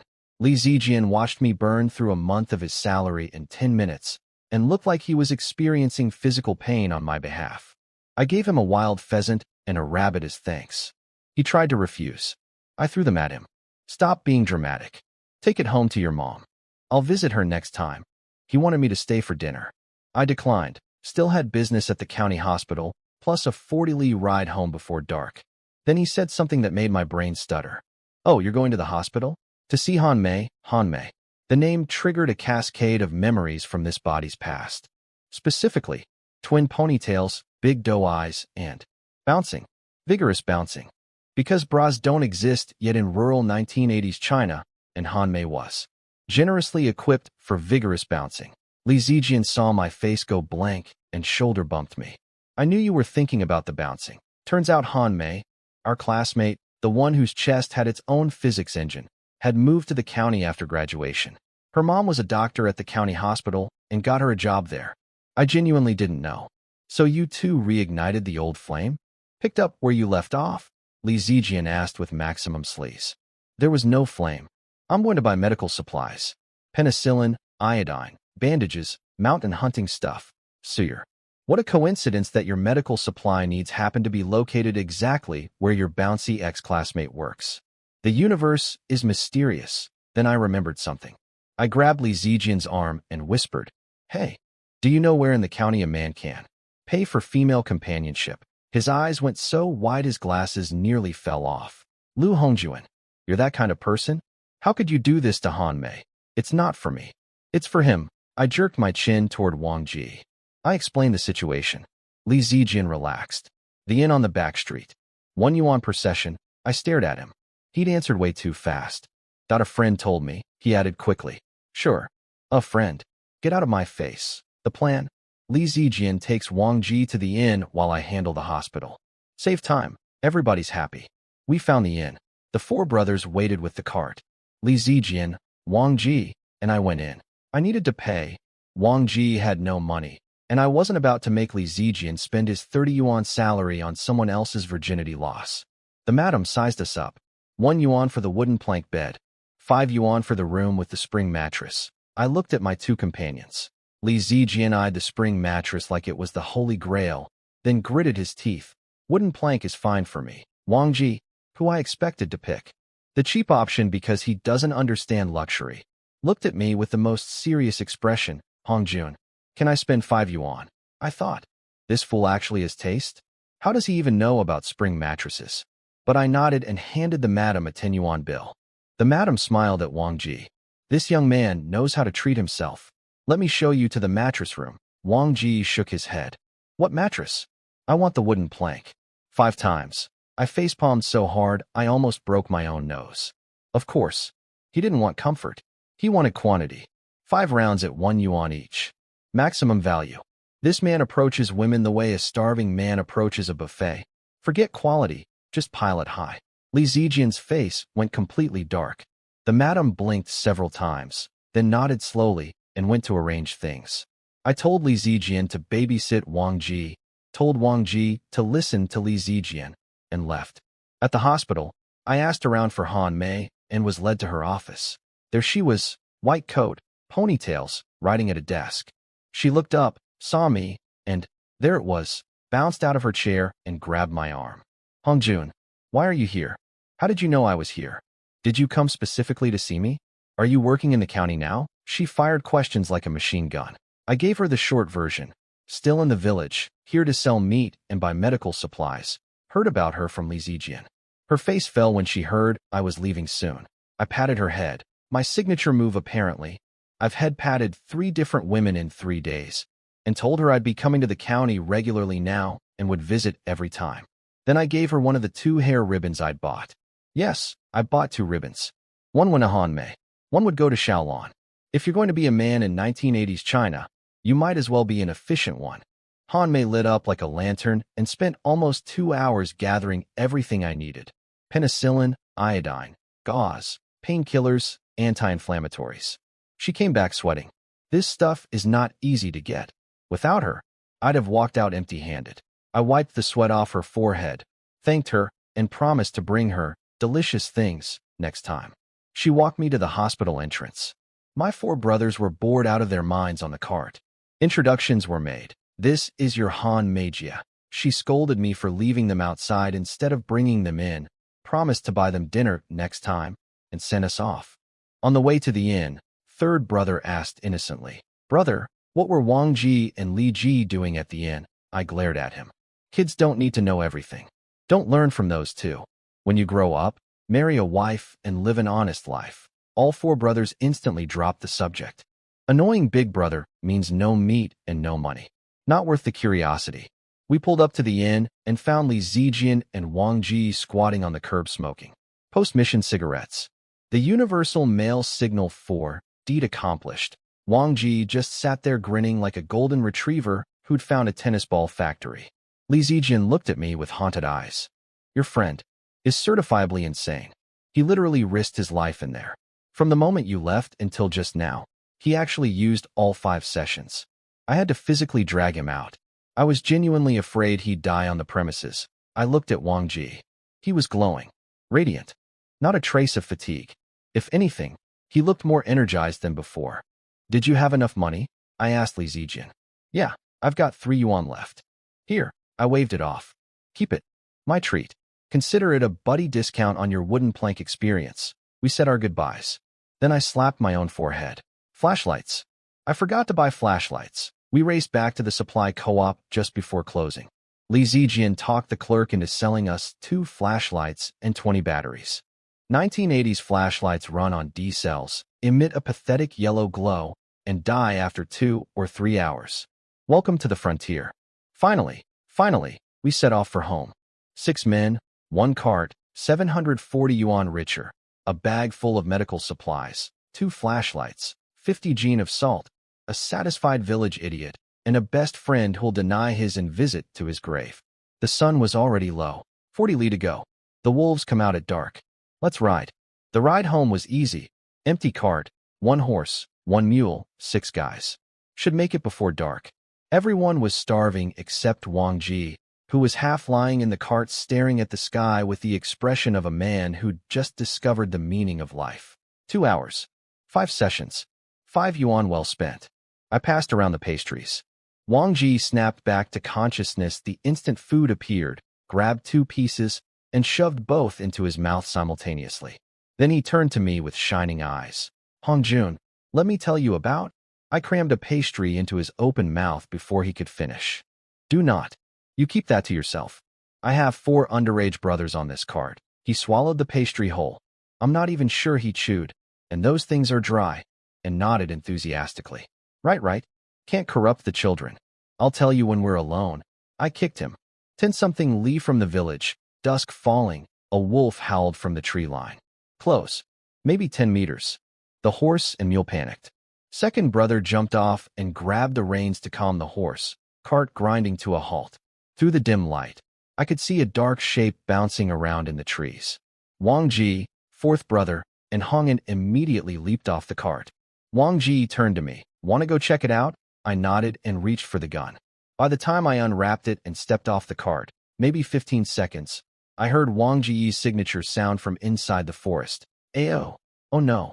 I sprinted in, gun ready, and found Wang Ji sitting on the ground, face covered in blood, a broken stick beside him. 4th brother and Hongyan were standing nearby holding sticks, looking stunned. What happened? Wang Ji wiped blood off his face with one hand. Forget about me. Chase it. The wolf is getting away. It's got something on it. Turns out it wasn't a wolf. It was a wolf. Okay, fine. It was a King Peasy, a large wild canine, about 70 or 80 gene. And here's the beautiful absurdity of what happened. Someone had set up a snare in these woods, a bent tree leg trap with iron wire and rope. A young oak tree was bent over and rigged so that when an animal stepped on the trigger, the wire would snag its leg and the tree would snap upright, hoisting the animal into the air. Brilliant in theory. Problem: the tree wasn't thick enough. Couldn't fully lift an 80-gene canine. So the beast was hanging by its hind legs with its front paws still touching the ground. Imagine an extremely angry handstand. Wang Ji, fourth brother, and Hong'an found this and thought, free meat. They each grabbed sticks and charged. What followed was apparently a Benny Hill sketch. 3 guys with sticks chasing a half-suspended wolf around a tree. The wolf running in circles, getting yanked back by the rope every time it got too far, then running the other direction. Round and round and round. Finally, Wang Ji got a clean swing. Crack. The stick, a rotten branch he'd picked up off the ground, shattered on impact. The wolf barely flinched, but it did jerk hard in the opposite direction, and the rope's anchor point, a branch the width of a rolling pin, snapped clean off. Now the bent tree had nothing holding it. It whipped back to vertical like a catapult. Wang Ji, charging forward at full speed. The tree, springing backward at full speed. They met in the middle. Direct hit. Face. The 2-meter-tall, refrigerator-wide giant was launched backward over a meter, smashing into the ground with a gash on his forehead, a flattened nose, and a swollen lip. The wolf, now free of the broken anchor but still trailing wire and rope, tried to run but got tangled in brush. That's where I found it. Hopping in place, unable to escape. 1 shot. Headshot. Done. Wang Ji, bleeding profusely, immediately tried to sprint after the dead wolf. I treated his wounds with the hydrogen peroxide and penicillin I'd bought literally hours ago. Thank God for Han Mei. Wrapped his head in gauze and loaded everyone back on the cart. The man had been smacked in the face by a tree. A tree attacked him. If that tree had feelings, it would feel wrongly accused. He genuinely ran into it. 5 sessions at the inn. 1 tree to the face. The universe giveth and the universe absolutely taketh away. We were almost home, could see the village lights, when something black shot out of the trees and slammed into my shoulder. Before I could react, a second, bigger something crashed onto the cart. I looked down. On my lap, a sable. A sable. The legendary purple marten, one of the 3 treasures of northeast China alongside ginseng and deer antler. One skin is worth over 200 yuan. It was torn up, bleeding everywhere, barely alive. On the other side of the cart, a yellow-throated marten, twice the sable's size, teeth bared. This animal is an apex predator. In my previous life, I read that these things attack giant pandas, animals 50 times their weight, and win. They're faster than tigers, more agile than any cat, and absolutely fearless. What happened was clear. The yellow-throated marten had been hunting its smaller cousin. The chase went through the treetops until the sable, exhausted and wounded, fell off a branch and landed on me. The marten followed. Wang Ji grabbed a sack to smash the marten. I stopped him. This animal was too valuable alive. I picked up the sable, shredded, some wounds down to bone. I shaved its fur, disinfected everything with hydrogen peroxide, packed penicillin into the wounds, fed it a painkiller, and wrapped it head to tail in gauze. It went from luxury fur animal to tiny white mummy. The marten watched all of this with intense suspicion but didn't attack. It kept looking at the sable mummy, then at the dead wolf carcass on the cart, then back at me. I cut a 2-gene chunk of wolf meat and tossed it at the marten's feet. It flinched backward, nearly fell off the cart, caught itself with terrifying reflexes, then looked at the meat. Looked at me, looked at the meat, and started eating. When it finished, I told it, I'm home now. You should go. I fed you. The sable is mine. Fair trade. It tilted its head. Didn't move. Scooted closer. I slowly, carefully reached out my hand. It tensed but stayed put. I touched its head. Stroked from front to back. Twice. It lay down. Closed its eyes. Purring. Are you kidding me? I just tamed a yellow-throated marten. An animal that fights bears, with 1 piece of meat and 2 head pats? This creature that could disembowel me in 3 seconds is now getting belly rubs on my cart? I held up the sable mummy and told the marten, from now on, you don't hurt this one. We're all partners now. It tilted its head, seemed to think about it, then nodded. Nodded, like it understood. People say these are the most intelligent wild animals in northeast China. I'm starting to believe it. Back home, Dad and Uncle Wu were smoking on the porch. They saw the cart, the dead wolf, and Wang Ji's head wrapped in gauze like an Indian chief, and nearly had heart attacks. What happened? Wolf attack? Did it bite his head? I explained. Everyone calmed down. I settled the sable mummy and the marten in the storage shed, told the marten approximately 17 times not to eat its cousin, and gave it the rest of the wolf meat. Xiaolon came out and saw the marten. Oh my God, it's so cute. Can I pet it? I grabbed her hand. Touch it, and you lose that hand. It's not tame yet. One swipe and your fingers are gone. She retracted her hand so fast, she almost slapped herself. Dinner was simple, corn grits and stir-fried pickled vegetables and pork lard. Wang Ji ate 5 or 6 bowls. Understandable. The man had burned more calories today than an Olympic athlete. I gave Xiaolon the hair ribbon. She asked me to tie it for her. Uncle Wu coughed meaningfully. I ignored him and tied it anyway. Beautiful. My Xiaolon looks beautiful. Uncle Wu rolled his eyes. My Xiaolon. Not married yet, kid. I gave both dads a bottle of Wulianya. Uncle Wu protested. Why buy expensive liquor? Save your money for the wedding. Don't worry. I've still got over 700 yuan. Both dads' eyebrows shot up. I explained the day's earnings and announced my plan. Split the money with the team, save the bulk, and build a whole compound in spring. Rooms for everyone, including the brothers' future wives and even Wang Ji. Dad tried to refuse money for the brothers. They're family. You don't pay family. He smacked second brother with his pipe for even suggesting 10 yuan each. I compromised. 5 yuan per brother for pocket money, the rest saved for construction. Then I gave Wang Ji a few yuan in coins. Wang Ji stared at the money in his hand. Tears started rolling down his face. Nobody had ever been good to him. The whole village fed him, sure, but only because they believed he'd die for them someday. Every meal he ate felt like payment on a death contract. He wasn't stupid. He knew exactly why people tolerated him. But I didn't treat him like a sacrifice. I treated him like a person. Fed him, paid him, included him, and now offered to build him a room. He opened his mouth to say something emotional. I smacked the back of his head, right on his tree wound. Shut up. Eat your food. Go home. Sleep. Heal that stupid head. A tree hit you.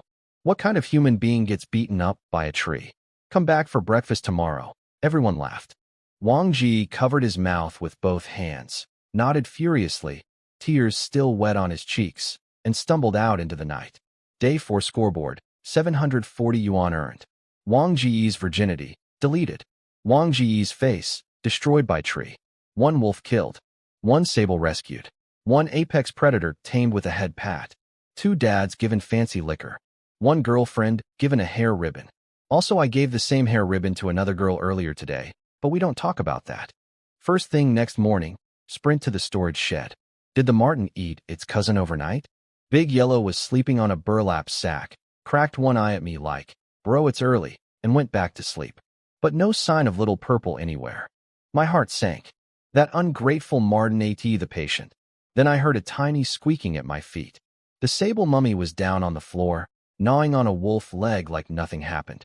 Half its body was wrapped in bandages, and it was eating with the determination of someone who'd survived a near-death experience and was not wasting their second chance.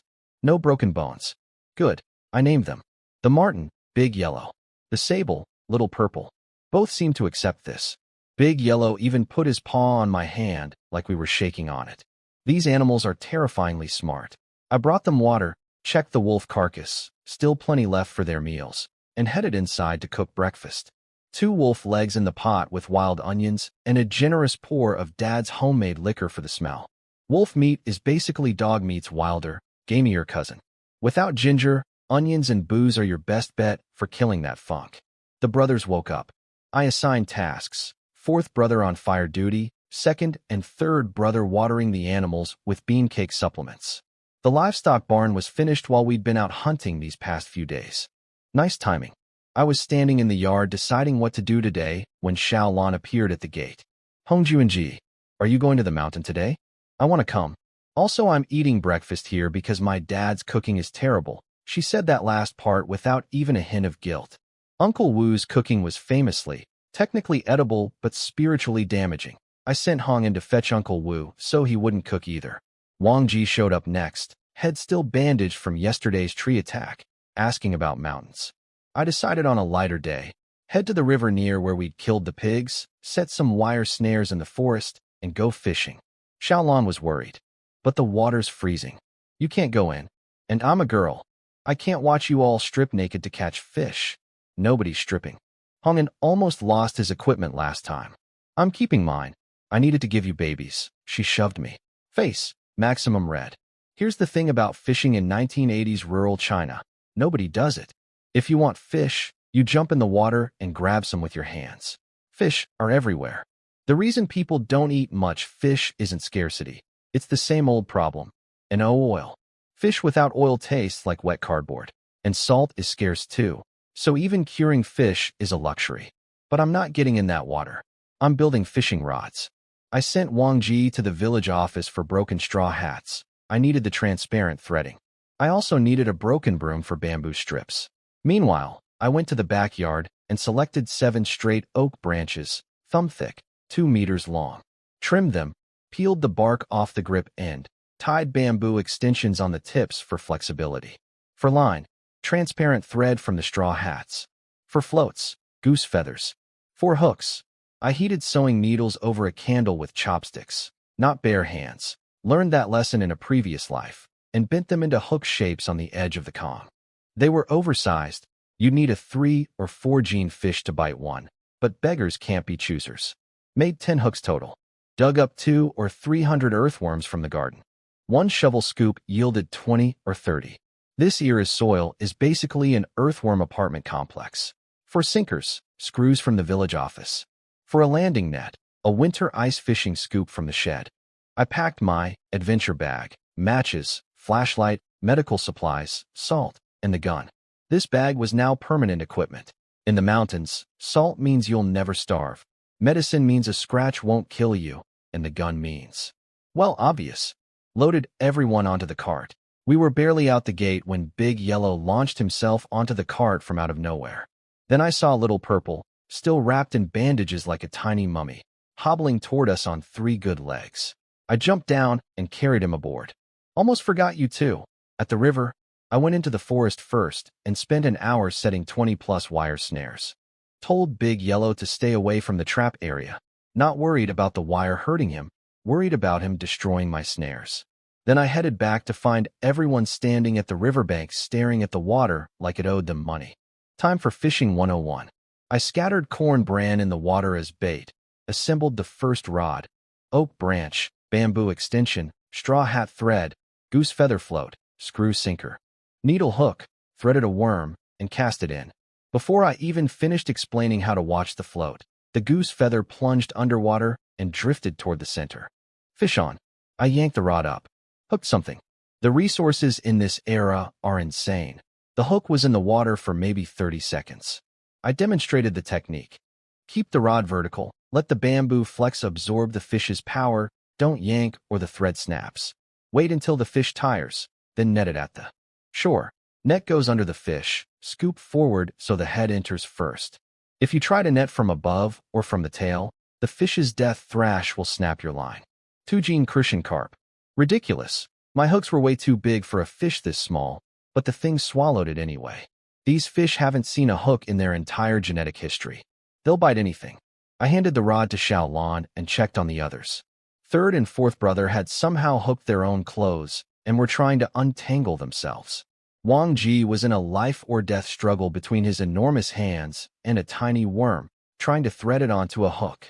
His fingers were bleeding from multiple puncture wounds. He'd been stabbing himself instead of the worm. 2nd and Hongyan had at least gotten their hooks in the water, though barely past the shore. Wang Ji officially surrendered to the Wormhook Alliance and announced, "I'm not fishing anymore. I'll do the netting." Then Big Yellow came trotting up from the forest and dropped 2 dead pheasants at my feet. 2. Caught them himself. No snares, no traps, just raw marten speed. He looked at me, then looked at the fish in my hand. Message clear as day, trade? I laughed and tossed him the carp.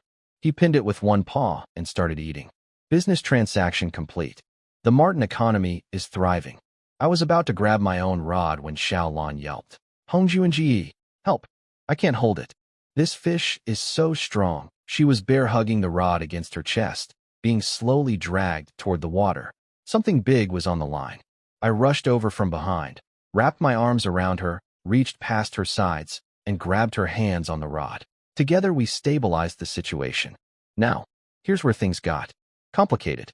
Xiaolan had been pressing the rod against her chest. When I reached around her and grabbed her hands, I didn't only grab her hands. There was additional contact. Soft, warm, undeniable additional contact. My mouth, operating completely independent of my brain, said, "Our future children are blessed. These rice bowls are very generous." Xiaolan's face went thermonuclear. "What did you say about rice bowls?" I said. "Our kids will never go hungry. The equipment is ample." We stood there, me holding her from behind, both of us gripping the rod, having a deeply inappropriate conversation about chest size, while the fish in the water was dying. That poor fish had been fighting for its life and was now floating belly up, exhausted, thinking, "Are you two going to flirt all day, or are you going to put me out of my misery?" Xiaolan finally elbowed me. I reluctantly let go and reached for the landing net, but Wang Ji materialized from thin air, net already in hand. "I got it. Don't bother. Thank you for nothing, Wang Ji. Could you have arrived 30 seconds later? I had just let go of the best fishing experience of my life. Can't exactly grab back on now." He scooped the fish in one expert motion. At least he was good at something today, and hauled up a 7 or 8 gene carp. The fish didn't even flop. It was too exhausted from waiting. Xiaolan bounced excitedly. "Look, I caught a huge fish. But why isn't it moving? The fish, if it could talk. Lady, you two spent 10 minutes feeling each other up while I was drowning in air. I used my last energy trying to get your attention. I have nothing left. I accept my fate. Best fishing trip ever."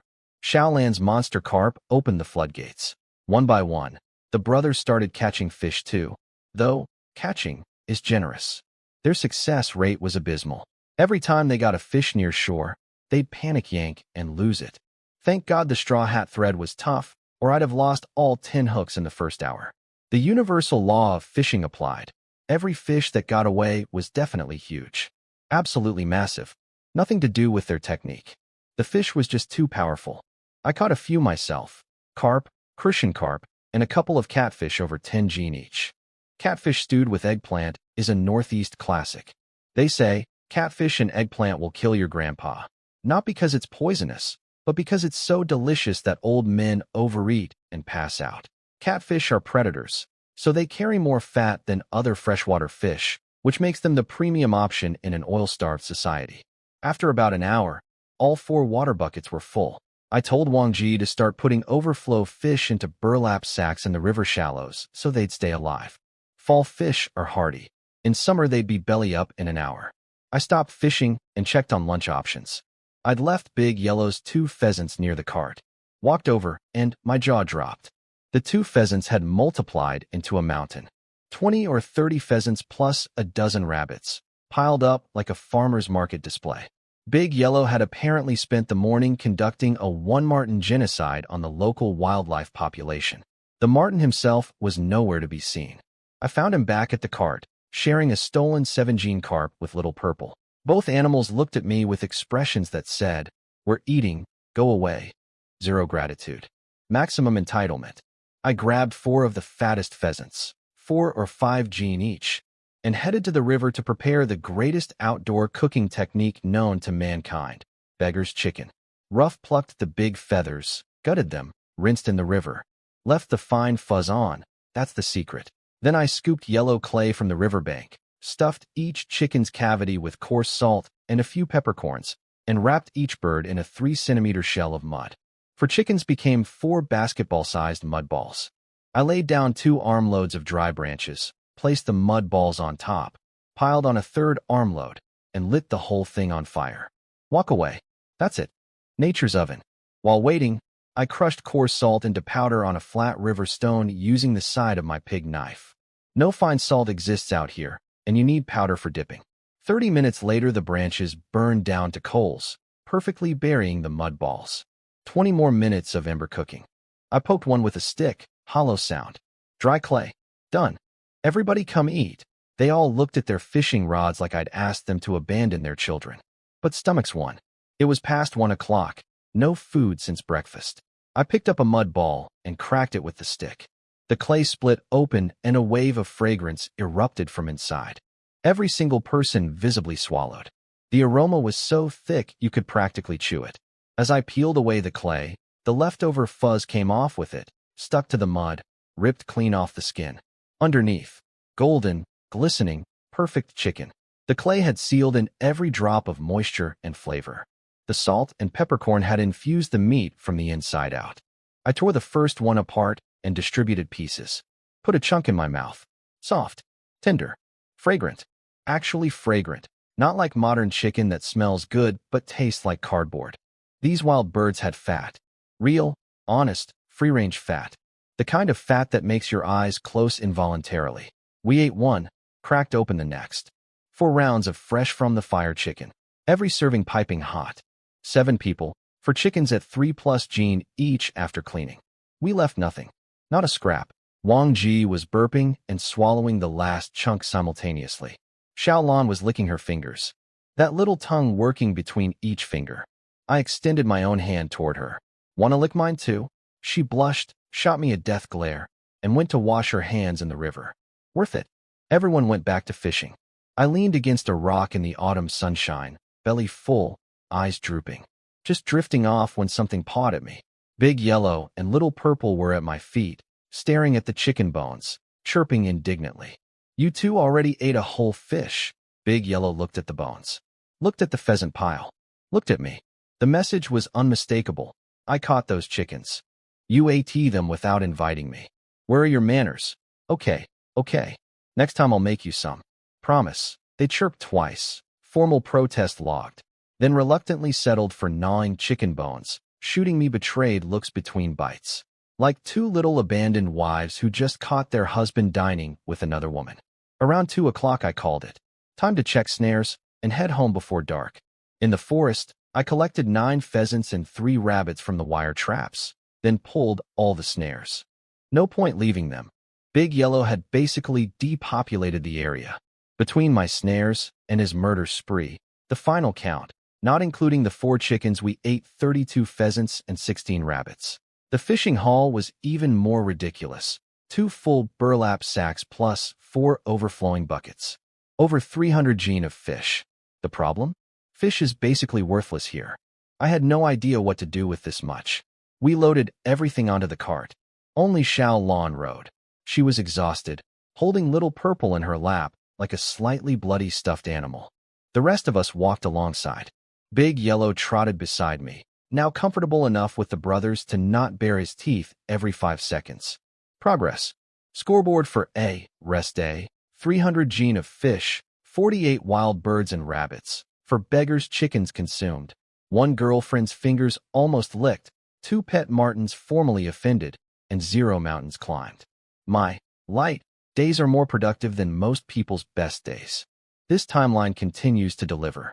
We'd barely gone a mile when Big Yellow froze mid-stride and started chirping frantically. Then the horse and mule went nuts, stamping, snorting, refusing to move. I knew immediately something big was coming. I pulled the gun from my waist and crouched down, stroking Big Yellow to read his direction. Following his gaze to our right rear. There, emerging from the tree line like a furry tank, was a black bear. A bear. Let me explain something about black bears in northeast China, because most people's bear knowledge comes from nature documentaries narrated by soothing British men. Reality is different. First, they're basically blind. Can't tell male from female at 10 meters. Can't identify species at 100, but their nose can smell your lunch from 2 li away, and their ears pick up footsteps from 200 meters. This one had smelled our beggar's chicken feast and followed the fish stink on our cart like a GPS. Second, that play dead advice. Only a university professor who's never left his office could say that with a straight face. The bear doesn't check if you're dead with its eyes. It checks with its claws, 10-centimeter razors raking across your body. Then it licks you with a tongue covered in 2-centimeter barbs that can strip meat off bone cleaner than a knife. And if it somehow loses interest, it'll step on you. 600 gene of bear on your ribcage, or SIT on you. At that point, you're not playing dead. You are dead. Third, these things are nearly bulletproof. 3 or 5 rounds to the body, and they barely notice. Hit one without killing it, and it doesn't run. It gets angry and charges. You can't outrun it. You can't outswim it. You can't outclimb it. It does everything you do, but better and angrier. This one was about 300 gene, lumbering toward us from under 100 meters. Pre-hibernation season, desperately packing on calories for winter. A cart full of fish was basically a neon sign saying, "All you can eat." I yanked the bayonet stock off my leg and clicked it onto the gun. Today, the Type 80 was going full assault mode. Without stock, 50-meter range. With stock, 100 meters.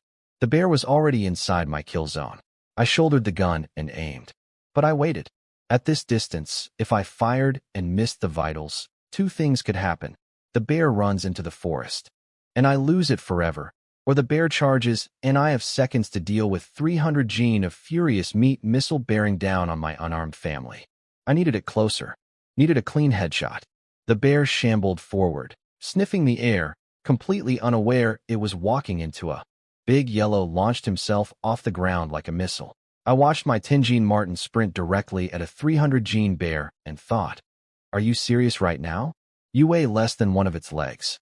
What is wrong with your species?" But before I could fire a preemptive shot, the bear sensed danger and reared up on its hind legs with a roar.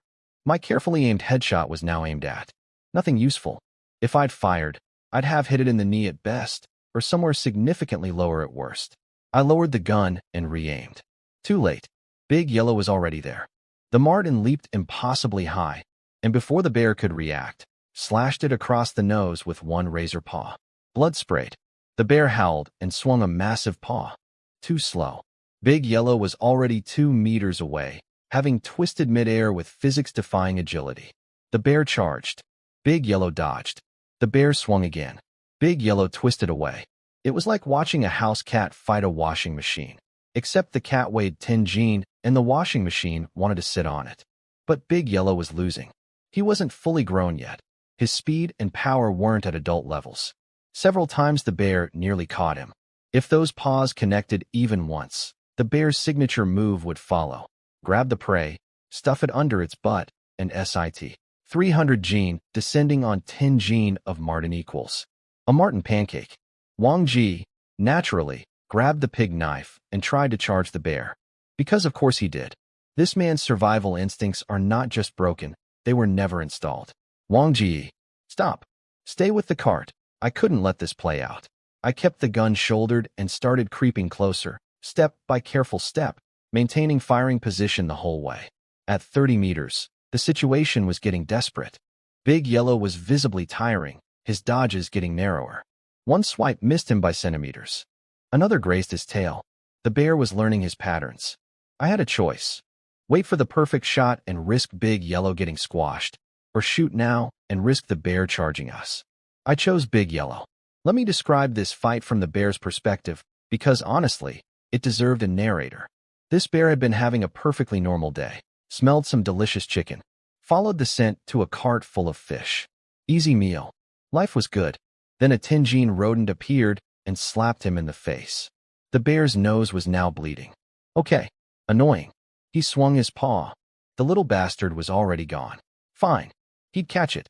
How hard could it be? Very hard, as it turned out. Big Yellow didn't fight fair. He didn't fight with honor.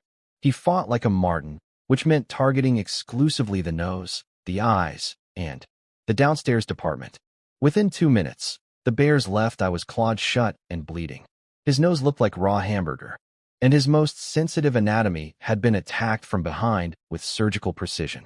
The 300 gene apex predator was now standing in a half squat, hind legs clamped together so tight they were shaking, his tiny useless tail pressed desperately over his rear in like the world's worst shield. He couldn't sit down, his backside hurt too much.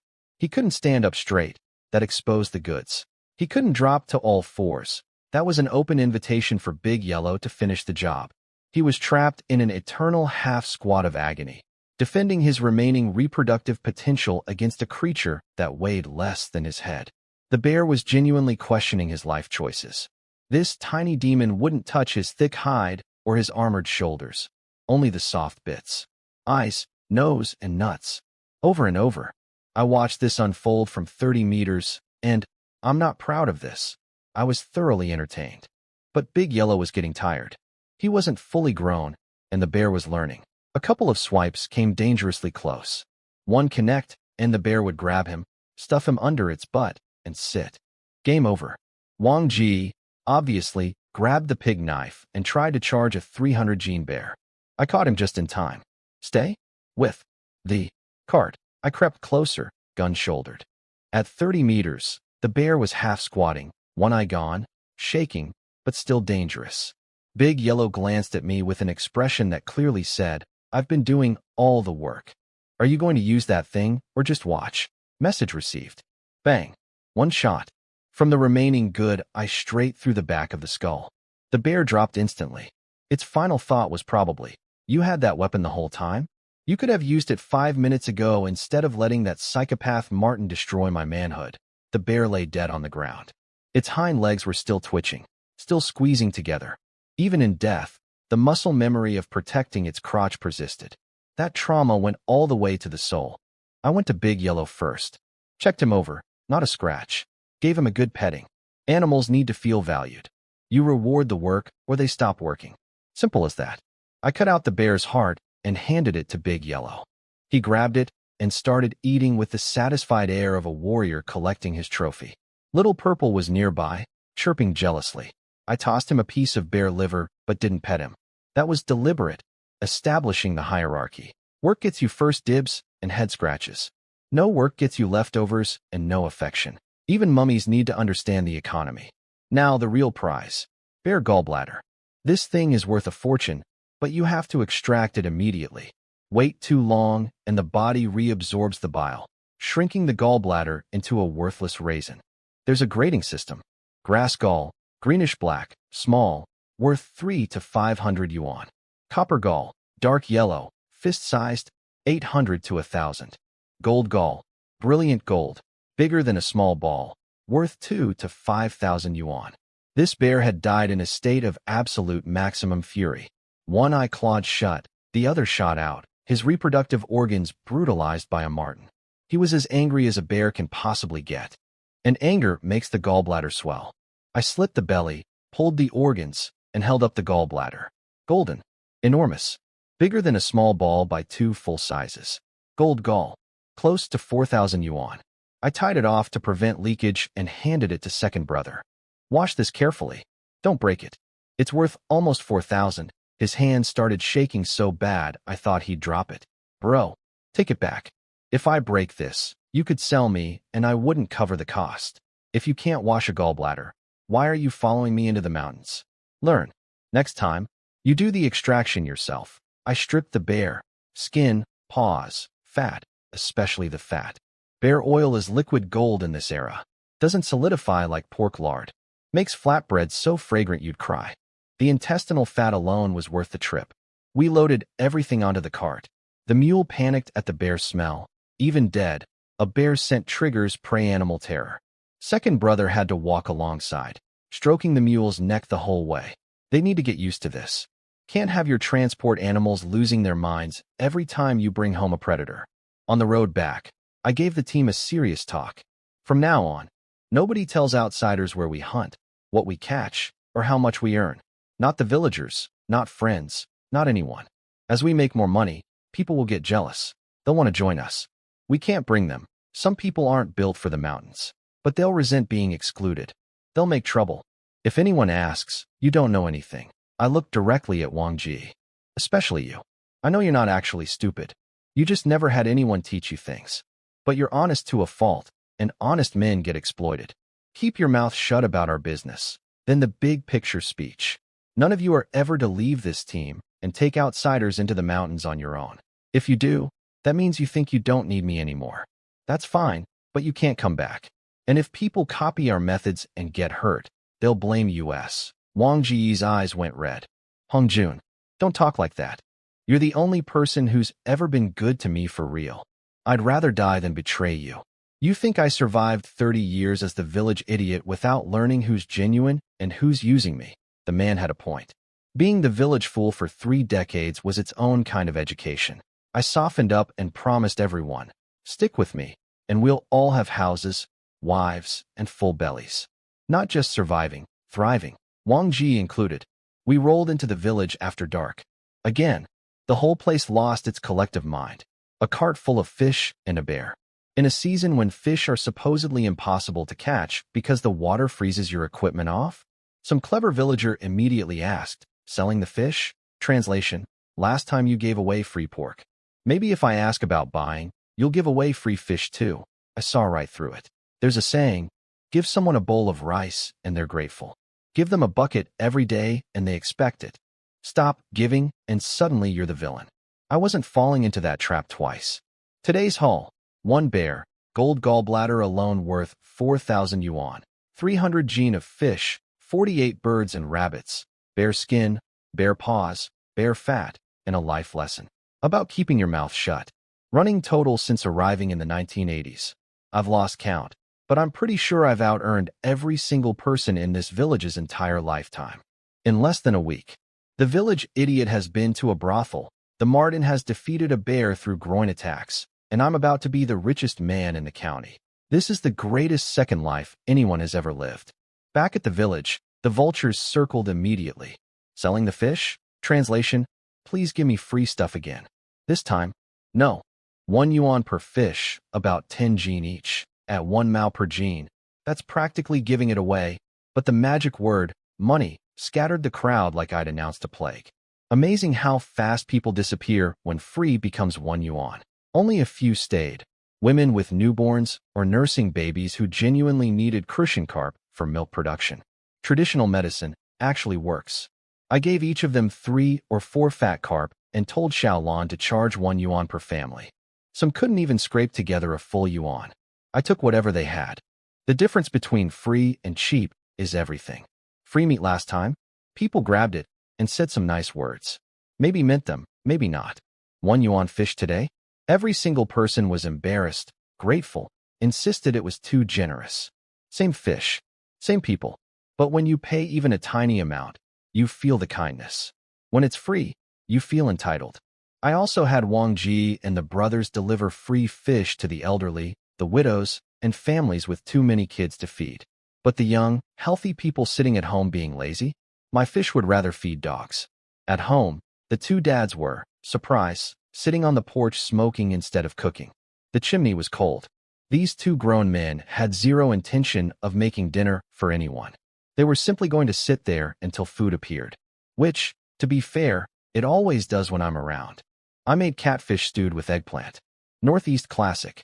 Scalded the catfish in 70-degree water first. Strips the mucous membrane right off. Eliminates that muddy taste completely. Mixed soybean oil with rendered lard for maximum flavor. Fried wild onions and soybean paste until the whole house smelled like heaven. Then in went 20-something gene of catfish with hand-torn eggplant and chili peppers. Corn cake around the rim. Done. Everyone ate like they'd been starving for years.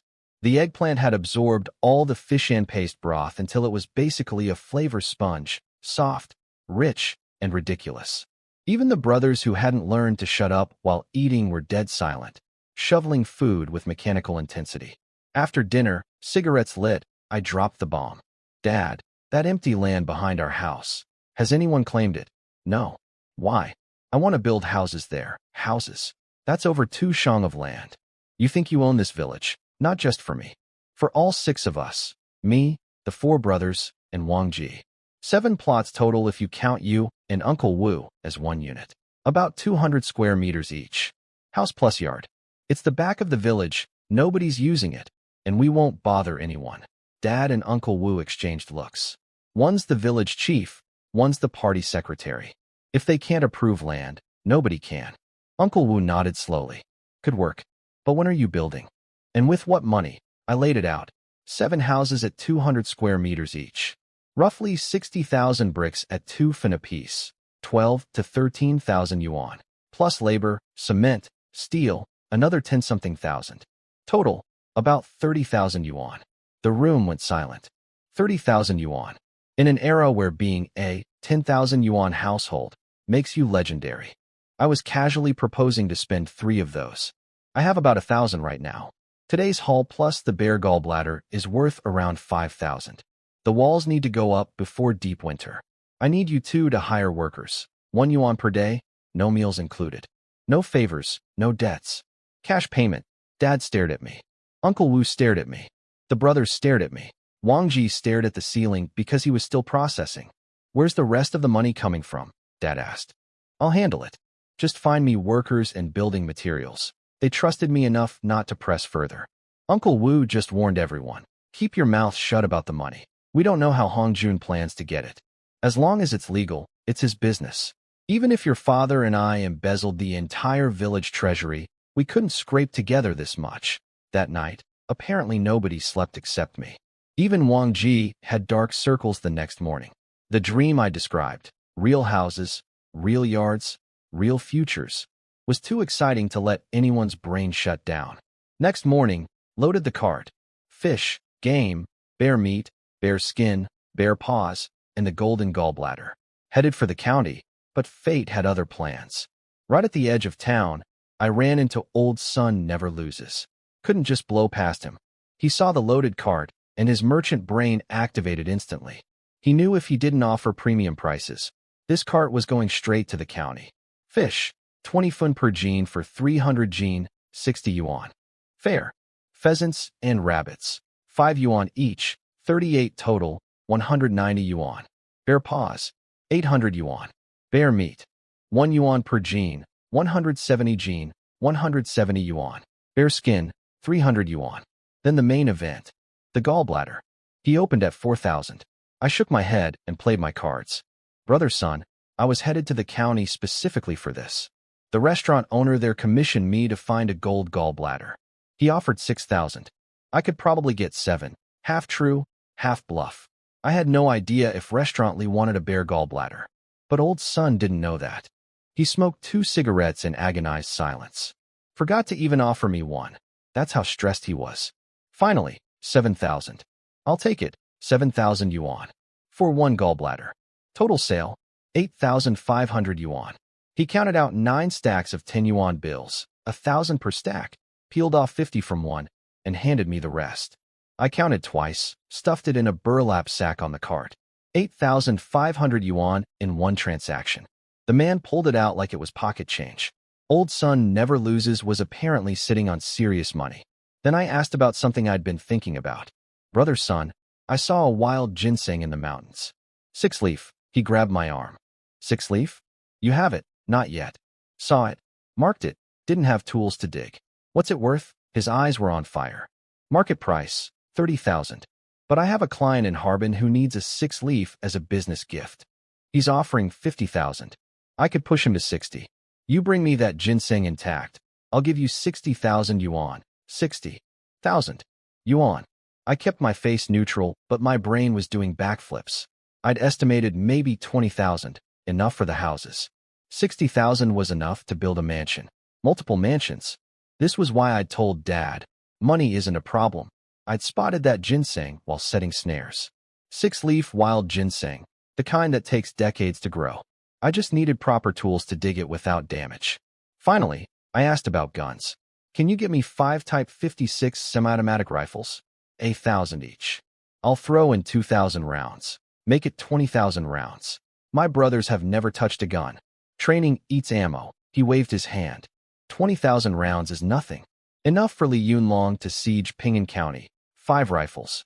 20,000 rounds. 5,000 yuan. I left Old Sons with 8,500 yuan in a sack, a deal for 60,000 yuan ginseng, and an order for 5 rifles with enough ammunition to start a small war. Running total, approximately meaningless because in 2 days I'm going to dig up a plant worth more than everything I've earned combined. This isn't a comeback story anymore. This is an empire. Morning supply run at the town co-op. 200 jean of rice. This crew eats 10 jean per meal. 200 jean of flour. 20 jean of bulk liquor because Dad and Uncle Wu were rationing their fancy bottles like it was holy water, pouring 1 liang each and savoring it like they were tasting God's tears. Just buy the cheap stuff by the bucket, old men. Drink freely. A bolt of dark blue work fabric. Everyone needed new clothes. Days in the forest had shredded our outfits beyond repair. A few meters of flower print fabric for Shaolon. Then I remembered Wang Jia. I'd never seen her in new clothes. Grabbed extra for her too. 10 bottles of soda. 100 yuan gone. Money feels different when you've got 8,000 more in a burlap sack. Heading home. Relaxed. No rush. Beautiful day. Time. Barely 9 a.m. We'd planned to go to the county, but finished business at the town. Rest day. 2 li from the village. The cart stopped. Everyone looked up. Pig. Not just any pig. A pig king. 1,000 solitary boar standing in the middle of the road, staring us down like a final boss in a video game. Tusks gleaming. Body armored in layers of mud, resin, and bristles so thick that bullets would bounce off like ping-pong balls.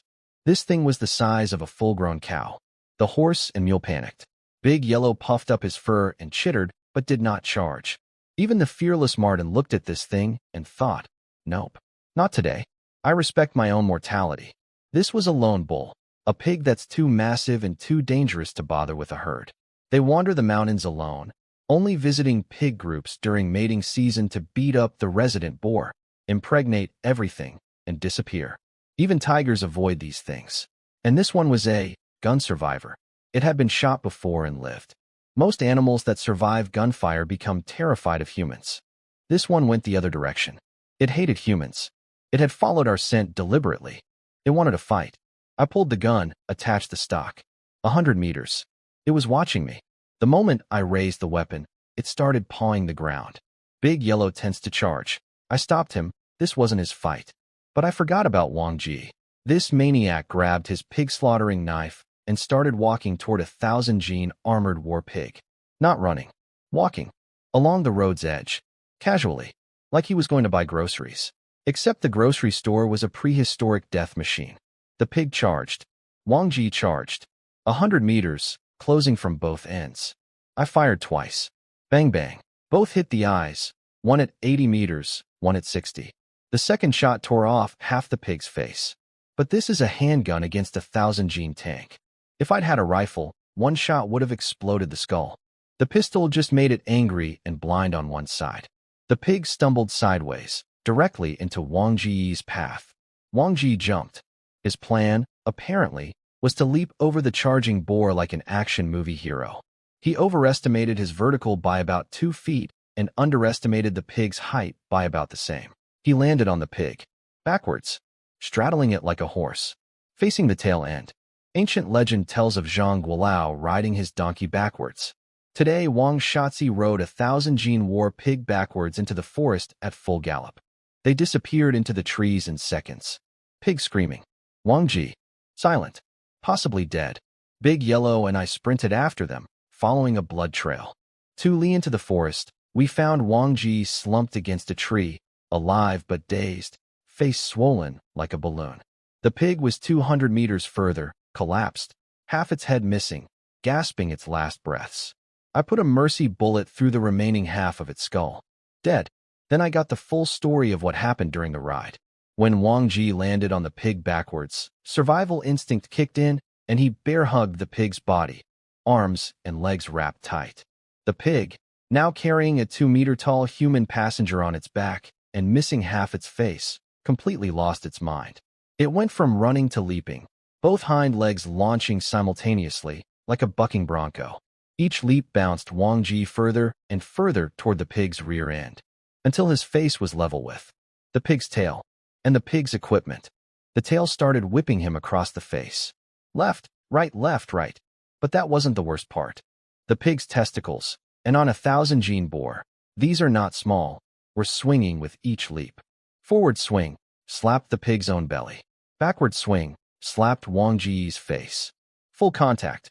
His entire 42-centimeter wide face, covered by pig balls with every backward swing. According to Wang Ji, really, really painful, tail whip, ball slap, tail whip, ball slap, for 2 entirely. After about 10 or 12 direct ball-to-face impacts, he started seeing stars. After a few more, he blacked out completely. But he never opened his mouth. I was afraid they'd knock my teeth out. He eventually fell off unconscious. The pig, now relieved of both its passenger and the pain of its own testicles slamming into a human skull repeatedly, ran another 200 meters and collapsed. When I shot the pig, I'd noticed its testicles looked unusually large. Now I understood why. They were swollen from hitting Wang Ji's face. The pig had literally beaten itself into testicular trauma, using Wang Ji as the impact surface. Both parties suffered. This was a lose-lose of historic proportions. Back at the road, Wang Ji suddenly sat up on the cart, grabbed his knife, and aimed at the dead pig's groin. I stopped him. "What are you doing?" "I want to cut off the balls and eat them. They're disgusting." "Why?" "Because while they were hitting my face and I was about to pass out, I swore to myself, I will bite these things off. I couldn't open my mouth at the time. But now I have a knife. I need to eat them, Hongjun. I need closure. I'll even skip 2 trips to the county inn to pay for them if they're valuable." This man was willing to sacrifice future brothel visits to consume pig testicles out of revenge. The psychological damage was profound and permanent. We hauled the 1,000-gene carcass out of the forest. 5 men and 1 mule. 2 hours of dragging. Went straight to Old Son's instead of home. He was shocked to see us back so fast with a legendary pig king. He gave me 1,000 yuan for the whole thing. Fair enough. The meat tastes terrible, but city people will pay for the novelty. Then the real surprise. Old Son led me to his storage room. 5 brand new Type 56 semi-automatic rifles, still wrapped in oil paper. For boxes of ammo, 20,000 rounds total. Beautiful. I handed over 4 stacks of cash, plus the pig money. 5,000 yuan even. As a bonus, he gifted me a turtle shell, a compact pistol, old model, fewer than 100 rounds remaining. "For your big friend," he said, nodding at Wang Ji. "He shouldn't have a rifle, but he needs something for self-defense. These bullets are irreplaceable, though. Make him count every shot." Smart man, Old Sunday. 2 visits and he'd read every dynamic in my team perfectly. Back at the supply store before closing, Sichuan peppercorns, chili pepper, soy sauce, and miracle of miracles, dark soy sauce. 2 bottles. This stuff barely exists in Northeast China in this era. Instant purchase. Also 100 meat buns. Because it was 3 p.m., everyone was dying of hunger, and I was not cooking tonight. Each brother ate 2 buns on the road. The remaining 90-something were dinner. Wang Ji rode home clutching a 10-gene bundle of pig reproductive organs in one hand and his knife in the other. He was going to cook those balls tonight, and he was going to enjoy it. Some men collect trophies from their victories. Wang Ji collects trophies from his traumas. Day's earnings. 8,500 from the morning sale, 1,000 from the Pig King, equals 9,500. Minus 5,000 for rifles and ammo. Net, for 1,500 yuan richer, plus 5 military rifles and 20,000 rounds. Tomorrow, dig up a ginseng worth 60,000 yuan. This life is insane, and I would not trade it for anything. Got home after dark. Little Purple greeted us at the gate, hobbling but alive, clearly bored out of his mind after a day alone. Big Yellow rushed over for a cousin reunion. Heartwarming. For Martins. Xiaolon had made corn grits and fried pickled vegetables. I handed her the 100 buns and told her to steam them. Dinner was simple tonight, too tired to cook properly. Unloaded everything into the storage shed. Rice and flour went in with Big Yellow and Little Purple standing guard. What mouse would dare enter a room guarded by 2 apex predators? Even weasels, legendary chicken thieves, were on their menu. The 2 dads returned from supervising construction and immediately started complaining. "You make us do all the work and hire people, but you forgot to give us money to pay them, right?" Oops. I pulled 5 stacks of cash from the burlap sack, 5,000 yuan, and held them out. "Here, start with this." Dad waved it away. "Give it to your father-in-law. I'm not touching money management. I'm a rough man. I supervise labor. If I lose even a little, I can't afford the responsibility." Uncle Wu also refused. "Too much. If I lost even the spare change, I couldn't pay it back. We're out running around all day. Can't keep it at home. Can't carry it around. Give it to Xiaolon." Xiaolon appeared and saw the cash. Her eyes went full cartoon sparkle. "Wow, so much money. Can we celebrate New Year every day now?" I patted her head and handed it over. "You're the family treasurer now. I'll teach you bookkeeping. Everything on paper, not just piles of cash. After the houses are built, income splits. 5 shares for me, 1 each for the brothers and Wang Ji. For now, just track what comes in and what goes out." She nodded so fast her head looked like a sewing machine. "I'll learn. Even if I have to skip eating, sleeping, and bathroom breaks, I'll count every penny." Everyone laughed. Dad kicked me lightly. "Stop bragging about money. Stop complaining about corn grits. You've had 3 days of decent food, and suddenly you're too good for flatbread? Hide your wealth. Eat your meat at the bottom of the bowl. The moment everyone knows you're rich, they'll trip you from behind. I grinned. Dad, when I'm only a little richer than them, they'll be jealous. When I'm so far ahead they can't even see me, jealousy turns to admiration. I'm aiming for the second one. His foot came up again. I dodged. Wait, I bought you 20 gin of liquor. Bulk. Drink as much as you want. He took the jug, called Uncle Wu, and they disappeared inside. By the time we entered, they were already drinking. Half a gin each, no food yet, just pickled vegetables and grins. I squeezed in before they got drunk and dropped the real bomb. Dad, Uncle Wu, do either of you know anyone who can dig wild ginseng? I found a 6-leaf. Both men set down their cups. How many leaves? I held up 6 fingers. 6? I held up 6 fingers again. 60,000 yuan. Buyer already lined up. 60,000? For real? Both of them hit the same high note simultaneously, like a geriatric boy band. I'd never heard Uncle Wu curse before, but he broke his lifetime streak, like father like son. The frog has no hair because it takes after its parent. Turns out, and nobody had ever told me this, my dad was a legendary ginseng hunter in his youth. A mountain boss, the best in the region. Never damaged a single root. He'd actually found a 6-leaf himself years ago, sold it, and used the money to retire from mountain life and raise 5 sons. Then my mother got sick. They went all the way to the provincial capital for treatment. Spent every yuan. She died anyway. After that, Dad lost all motivation, became the village chief, and just survived. Uncle Wu's crude comment suddenly made sense. Takes after its parent, because Dad had also found a 6-leaf ginseng. Like father, like son. And the best part, Dad still had all his ginseng digging tools. Real ginseng hunters treat their equipment like sacred artifacts. They never sell them, never throw them away. Either pass them to an apprentice or take them to the grave. Dad slammed his cup down. Let's go? Now, Dad. It's pitch black outside. Uncle Wu grabbed him. Sit down, you lunatic. You can't find ginseng in the dark. Dad sat. But neither of them could drink anymore. They poured their liquor back into the jug, started eating rice instead. Couldn't taste it. Kept picking up their cups, staring at them, putting them down, looking at each other, picking up the cups again, putting them down.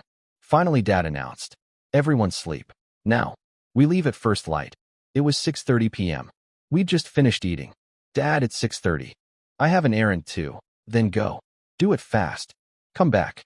Sleep. The 4 brothers stared at each other in the dark bedroom at 7 p.m., wide awake, forbidden from doing anything except lying still. A 6-leaf ginseng had turned our father into a drill sergeant. I grabbed the fabric I'd bought, a bottle of soda, and headed to Wangjie's house. She needed to start sewing everyone's new clothes, and tomorrow I'd be gone at dawn. Her house was dark. Normal. Electricity costs money, and in this era you don't turn lights on unless you're performing surgery. I knocked.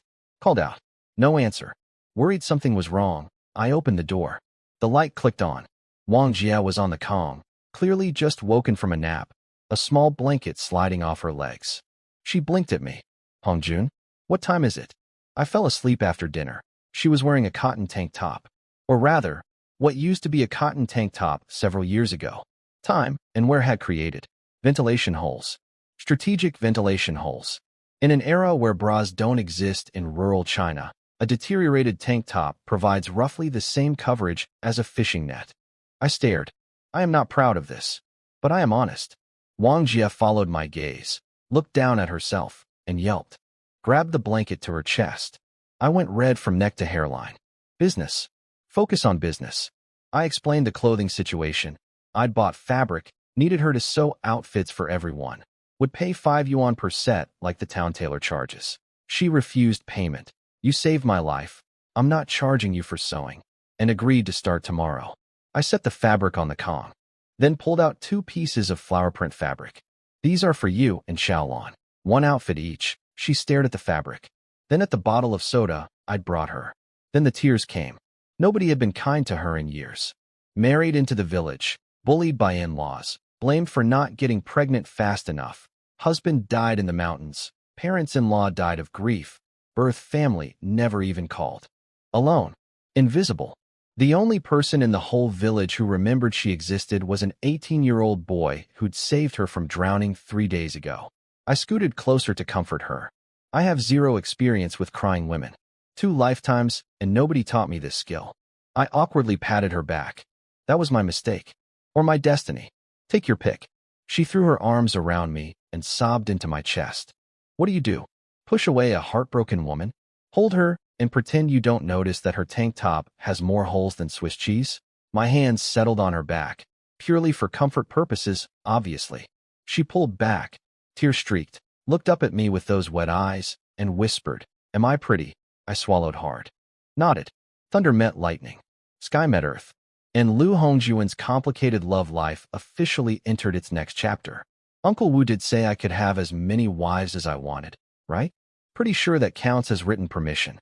I got home past 8. Everyone was asleep, or pretending to be. I crawled into my spot on the Kong, and despite everything racing through my mind, passed out instantly. Apparently crossing dimensional boundaries, and physical exertion, takes it out of you. Felt like I'd slept 5 minutes when Hongen started shaking me. Bro, wake up. I looked outside. Pitch black. Looked at the clock. 5 a.m. Are you insane? The sun doesn't rise for another 2 hours. Dad woke everyone up ages ago. Second brother already made breakfast. Uncle Wu and Xiaolon are here. Wang Jiyi's here. Everyone's waiting on you. I dragged myself up, grumbling about how you can't even see ginseng in the dark. Then Xiaolon walked in. She had dark circles under her eyes. Strange. She started folding blankets and said, very casually, "Hongjuanji, you must have been tired last night. I told your dad not to wake you so early, but breakfast is ready and everyone's waiting." Something about her tone made my blood freeze. She leaned close to my ear and whispered, "Next time, turn the light off. Or at least close the curtains. I'll also tell Wang Jie to keep her voice down." My brain made the windows shut down sound. She knew. Not just knew, she'd apparently witnessed. Wang Jie's house is right behind Xiaolan's. The window. The light. Oh God. I opened my mouth to explain. She smiled at me sweetly, turned around, and went to set the table. Breakfast was the most stressful meal of my life. Everyone seemed normal except I was convinced every smile was a knowing smirk. Xiaolon kept making eye contact and grinning. I ate 2 bowls of rice, tasting absolutely nothing. The ginseng expedition launched in full darkness. Everyone came. Dad, Uncle Wu, Wang Ji, all 4 brothers, Big Yellow, Little Purple, both animals. The only one left behind was Xiaolon. Dad was a man possessed. He'd barely slept. The 6-leaf ginseng had activated something primal in him. The old mountain boss was back. We reached the site at dawn. The ginseng was exactly where I'd marked it, in the scrub between the oak and pine forests on the mountain's rib. Dad took command. When you see the ginseng, you shout, "Bong Shui." That's the mountain call. Then someone asks, "How many leaves?" And you answer, "Get the count wrong." And that's called blowing up the mountain. We go home. Don't talk unless you know what to say. If you don't know, shut up. I found my marker, parted the brush with the stick Dad gave me, and there it was, 6 perfect leaf clusters, red berries already fallen. Bong Shui, Dad's voice cracked with emotion. How many leaves? I double-checked. Triple-checked. 6 leaves. Dad rushed forward, tied a red string around the stem. The locking ritual, then bowed 3 times toward the mountain. He unrolled a deerskin pouch of tools I'd never seen before. Tiny picks, specialized scrapers, miniature shovels, delicate brushes. A surgeon's toolkit for plants. What I expected, maybe an hour of careful digging. What actually happened? 5 hours. Dad worked in absolute silence, moving dirt particle by particle. Every root hair matters. 1 snap, 1 tear, 1 careless scrape, and the ginseng's value drops from 60,000 to 6,000. Uncle Wu assisted, handing tools and narrating every movement for our education. Dad didn't even drink water properly, just wet his lips. Couldn't risk a bathroom break mid-extraction. When the ginseng finally came free, Dad collapsed on the ground, drenched in sweat. Getting old. Last time I did a 6-leaf, took 4 hours. Now I need 5, and I'm destroyed. Uncle Wu wrapped the ginseng in birch bark lined with moss, the traditional preservation method, and we hustled back to the cart. Big Yellow had caught 4 or 5 pheasants and 2 rabbits while waiting. Good boy, but the pickings were slim, He'd already depopulated this area on previous trips. Back home, I sent the whole crew to Old Sons with the ginseng while I stayed behind to cook. The real reason I stayed? I was terrified that Xiao Lan and Wang Jie were currently in a fist fight. I raced to Wang Jie's house, heart pounding, expecting screaming, hair pulling, maybe bloodshed. Instead, I found them sitting together on the Kong, laughing, sewing clothes side by side like best friends at a sleepover. Xiao Lan grabbed my arm the second I walked in. Hongju and Ji, you're back. Is it true what Wang Jie says? Once you taste it, you can't stay away? Is that why you came straight here? Wang Jie turned crimson. I turned crimson. I spotted a basin on the Kong and desperately tried to change the subject. Hey, is that our basin? Xiao Lan. Yes, it's our basin. I brought Wang Jie breakfast this morning because after what you did to her last night, she definitely couldn't cook for herself. I wanted the earth to swallow me. Wang Jie spoke up gently. Xiao Lan, let go of your Hongju and Ji. I already told you, I'm not competing with you. I'm a widow. I couldn't win even if I tried. I still had an unanswered question from last night. Carefully, Wang Jie, about last night. You were married before, so how were you still? Xiao Lan cackled. You want to know why Wang Jie was still a virgin? I know the answer, but I'm not telling you. You got a bargain. Just be grateful. Then she turned to Wang Jie. And stop calling him my Hongju and Ji. I haven't even experienced anything yet, and you got to go first. But as long as Hongju and Ji marries me, I don't care how many women he has. My dad already told me, a capable man will always attract women. I retreated to the kitchen. Cooking was safer than this conversation. Made 3 dishes. First, rendered the bear fat into oil, liquid gold, doesn't solidify, makes everything taste incredible. The leftover cracklings with chili powder were addictive beyond description. Second, Sichuan-style dry-fried rabbit. High heat, bear oil plus soybean oil, rabbit chunks flash-fried until the outside was crispy and the inside stayed juicy. Massive amounts of dried chili and Sichuan peppercorn, the only way rabbit meat works. The kitchen filled with spicy smoke so thick that Xiao Lan ran in coughing, and I had to stuff a piece in her mouth to shut her up. She grabbed 2 more pieces and sprinted outside to feed one to Wang Jie. Third, deep-fried chicken pieces, marinated in salt, green onion, and liquor for 30 minutes, dusted with flour, fried in mixed oil until golden and crunchy. 3 full batches. The crew returned just as everything was ready. Old Son had been caught off guard, didn't have 60,000 in cash on hand. Had to take everyone to the post office to withdraw it.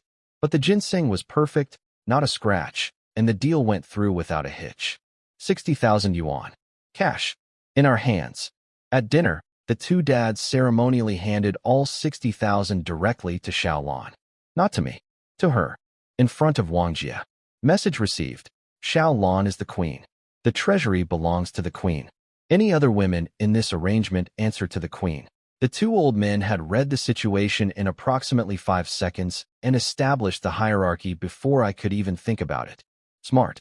Ruthless. Effective. Xiao Lan held 60,000 yuan in her hands and looked like she'd been crowned empress. After dinner, everyone went home. I walked Wang Jie back. Barely sat down before Xiao Lan appeared at the door. I told my dad I'm sleeping at Wang Jie's tonight. He agreed to that. Of course, the old fox. Uncle Wu had not only accepted the situation, he was accelerating it. His daughter wasn't even married yet, and he was sending her for sleepovers at the other woman's house. The 3 of us chatted for a bit. I stood to leave. Xiao Lan grabbed my sleeve. Hongju and Ji, why don't you sleep here too tonight? It's fine. My dad approved. I looked at her, looked at Wang Jie, patted Xiao Lan's head, and walked home. Some offers require strategic delay. Also, I was genuinely exhausted. Also, I still had 0 explanation for how a previously married woman was somehow not previously experienced. 2 mysteries remained unsolved. The virgin widow paradox, and how exactly Xiao Lan discovered everything through a window. Tomorrow I'd interrogate someone, not Xiao Lan. That girl was sharper than my pig knife. Wang Jie would crack easier. Day's haul, 60,000 yuan from 1 plant. Running total, enough to build a compound, arm a militia, and apparently start a harem. Life goal updated. Survive long enough to enjoy all of this. The next days blurred into a productive frenzy. Dad and Uncle Wu went full construction foreman, buying bricks, hiring workers, digging foundations, building walls. I connected our family's garden with Uncle Wu's yard and paid villagers to build a winter greenhouse. Not a modern greenhouse, more like a medieval heating system. A 200-meter-long brick wall on the north side, 2 meters high, with side walls angling down to ground level in front. Pine poles from the back wall to short stakes in front, covered with plastic sheeting facing south. A wood stove on the east end fed into a fire wall running the entire length, with a chimney on the west end. Light a fire, and the whole structure becomes a tropical paradise in the middle of a Manchurian winter. Because I refuse to eat nothing but potatoes, cabbage, and pickled vegetables for 5 months. I have a modern soul trapped in a 1980s body, and that soul demands green vegetables. I have money. Why suffer? Meanwhile, I turn my brothers and Wang Ji into soldiers. Every morning before breakfast, 1 hour of rifle holding. Stand still, arms extended, 5.5 gene rifle pointed at a target, don't move. Your arms shake, your muscles scream, your brain begs you to quit. But a sniper's accuracy starts with steady hands. A tiny tremor at the barrel becomes a miss by meters at distance. I did this alongside them because this body still needed conditioning. After breakfast, mountain logging expeditions. Not hunting, hauling. We drove the cart up, filled it with firewood, and then every single person carried a 100-gene log on their shoulders for the walk home. The cart carried wood. We also carried wood. 6 extra men meant 600 extra gene per trip. Morning trip, lunch, afternoon trip. Every day, the greenhouse would devour firewood all winter. It was brutal, but the food was extraordinary. Rice, steamed buns, bear oil flatbread, wild boar, pheasant, rabbit. Big yellow and little purple hunted alongside us daily, always bringing back birds and rabbits. We ate like kings and worked like mules. Within a week, the transformation was visible. My noodle body was actually developing muscles. The brothers were filling out. Even Wang Ji, already massive, moved with more purpose. I test-fired the Type 56 rifles and was genuinely pleased. My accuracy was coming back. After 10 days, I stopped the morning gun holding for myself and dropped the afternoon logging runs. My body was recovering well enough. I spent afternoons checking construction progress, inspecting the greenhouse, and spending quality time with my women. Yes, women, plural. Xiao Lan and Wang Jia had formed an alliance that defied every soap opera I'd ever seen. Instead of fighting, they became inseparable. Sewing together, cooking together, gossiping together. I tried to move into Wang Jia's house for convenience, but Dad shut that down immediately. I don't care if it's 3 a.m., you come home and sleep here. When you're married, do whatever you want. Until then, I am not becoming the village joke. Uncle Wu's version. After the wedding, fold yourselves into pretzels for all I care. Fair enough. Eventually, the mystery that had been eating my brain since that first night got solved. Here's what actually happened. That evening, after I'd left for Wang Jia's house, Xiao Lan couldn't sleep. It was only 6:30. She ran over to my house, found everyone in bed, and learned I'd gone to Wang Jia's to deliver fabric. So she followed. She arrived at Wang Jia's house, saw the light was on, opened the front door, was about to enter the inner room when she heard sounds. Through the small glass window in the door, she witnessed the entire situation. Dad, meanwhile, was lying on the Kong pretending to sleep, fully aware his son was at the widow's house, completely unable to do anything about it, because what kind of father-in-law asks for details about that? And the virgin widow mystery? That story traced back to, I swear I'm not making this up, another cow-kicking testicles incident. Wang Jia's late husband, as a hungry little boy, had snuck into the barn to steal milk directly from a cow. Not a female dairy cow. Well, it was female, but it had just given birth and was extremely aggressive. The kid lashed onto its teat. The cow kicked him square in the groin, and he lay there in agony for 2 or 3 hours before anyone found him. If they'd gotten him to a hospital immediately, maybe partial salvage was possible. But he was a kid. Kids don't tell adults when they do something stupid because telling adults means getting beaten, so he said nothing. Everything. Withered. He grew up not fully understanding what he'd lost. Married Wang Jia. Could not perform. At all. Not even once. The cow had kicked the entire future out of him. His parents blamed Wang Jia for not producing grandchildren. For years. Until one day, pushed to her breaking point, she screamed the truth at them. The shock was too much. Both parents fell ill and died within months. And that's how a married woman remained completely untouched. Her husband's equipment had been destroyed by a cow when he was 7 years old. The cosmic pattern was undeniable. Cows kicked Wang Jia's husband into oblivion. A bull dragged Wang Ji through 3 streets. Hong'an nearly froze us off in the river. Every male in this story was one farm animal away from permanent damage. The real apex predator in 1980s rural China wasn't the tiger or the bear, it was livestock aiming for the crotch. I looked at Big Yellow sleeping peacefully on his burlap sack and thought, at least you attack bears from behind. You understand. You get it. 2 weeks in, and the operation was running like clockwork. Construction progressing, greenhouse taking shape, brothers getting stronger, rifles getting calibrated, firewood stockpiling, Wang Jia sewing everyone's new clothes, Xiao Lan learning bookkeeping, and the world's most unusual 3-person relationship somehow functioning without anyone getting stabbed. Total wealth, somewhere north of 65,000 yuan. 5 military rifles with 20,000 rounds. 1 submachine pistol. 1 antique handgun. 2 trained Martins. 1 horse, 1 mule, 1 cart. A team of 5 increasingly capable hunters. 2 future wives. 2 supportive fathers. And a winter greenhouse that would produce fresh vegetables when every other family in the village was eating pickled cabbage for the 100th consecutive day. Not bad for a dead mercenary who arrived in this timeline with ripped pants and his equipment hanging out. Half a month of pure grind. No hunting, just construction, training, and hauling wood like human pack mules. The compound walls were finished. The greenhouse frame was up, just needed plastic sheeting and the pine pole roof. The brothers had graduated from rifle-holding torture to actual live-fire training. Every day after logging, I'd line them up at the forest edge and point at a tree 200 meters away, thick as a bowl. First one to shoot it in half gets to rest. For me, 1 shot, maybe 2. Tree falls. For them, an hour, 10+ rounds, tree barely annoyed. But they were improving. I couldn't let them just blast away, though. Ammunition isn't infinite. Well, technically Old Sun gave us 20,000 rounds for free, but burned ammo is burned ammo. Waste not. Today was different. County trip. I needed plastic sheeting for the greenhouse, iron wire, nails, and vegetable seeds. The family's heirloom seeds had been replanted so many generations they'd basically devolved. Low yield, sad vegetables. Time for an upgrade. Xiao Lan and Wang Jia insisted on coming. Fair enough. The wedding was 2 or 3 months away, and Uncle Wu had been mentioning it with increasing urgency. Ever since Xiao Lan moved into Wang Jia's house, Uncle Wu's friendly fatherly gaze had evolved into the stare of a man counting days until a pregnancy announcement destroyed his reputation. In rural 1980s China, an unmarried girl getting pregnant is village-wide entertainment for years. The gossip aunties would feast. Did you hear? That Lu boy knocked up the Wu girl before the wedding. What kind of family raises children like that? Uncle Wu was living in daily terror of becoming a punchline.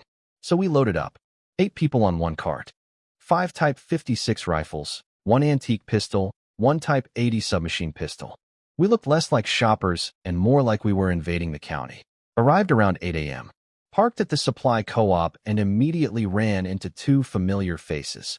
Li Zijian, radiating his signature sleazy energy, and Restaurant Li, the county's fattest man, whose belly arrived a full second before the rest of him. Li Ji spotted me and power waddled over, hand already extended for a shake. Hong Jun, brother. I was just asking Li Zijian about you. And here you are. Li Zijian lit me a cigarette, then noticed Xiao Lan and Wang Jia flanking me. He leaned in close and whispered with maximum drama. There's another one inside. Your acquaintance. Don't cause a scene. My stomach dropped. I knew exactly who. I'd been planning to visit Han Mei separately today. Have a mature conversation. Explain the situation. I already had Xiao Lan and Wang Jia. My romantic life was complicated enough. Han Mei and I had chemistry from school days, sure, but it was teenage fluttering, not grand love. I needed to be honest with her before things got messy. That plan evaporated when Han Mei walked out of the supply co-op. Hongjuan, I heard your voice from inside. Why haven't you visited me? She bounced, and I mean bounced, over to me. Twin ponytails swinging, chest physics in full effect, big eyes sparkling. Before I could say a word, Xiao Lan's hand clamped onto my left arm like a steel trap. She pressed against me. eyes locked on Han Mei with the intensity of a guard dog who just spotted a burglar. She was approximately 2 teeth bares away from growling. Han Mei read the situation in 1 second flat. She grabbed my right arm. Same death grip. Same territorial stare. Then she deliberately pressed her bouncy assets against my arm and wrinkled her nose at Xiaolan. A declaration of war using mammary weaponry. Xiaolan retaliated with the same move, then glanced down at Han Mei's armament versus her own and visibly lost confidence.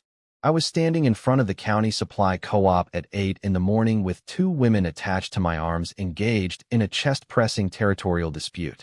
Li Zijian was watching with undisguised glee. Restaurant Li was pretending to look elsewhere. My 4 brothers were on the cart with mouths hanging open. Wang Ji was eating something, unbothered. 3 minutes of silent warfare. 3 minutes of increasingly aggressive arm squeezing.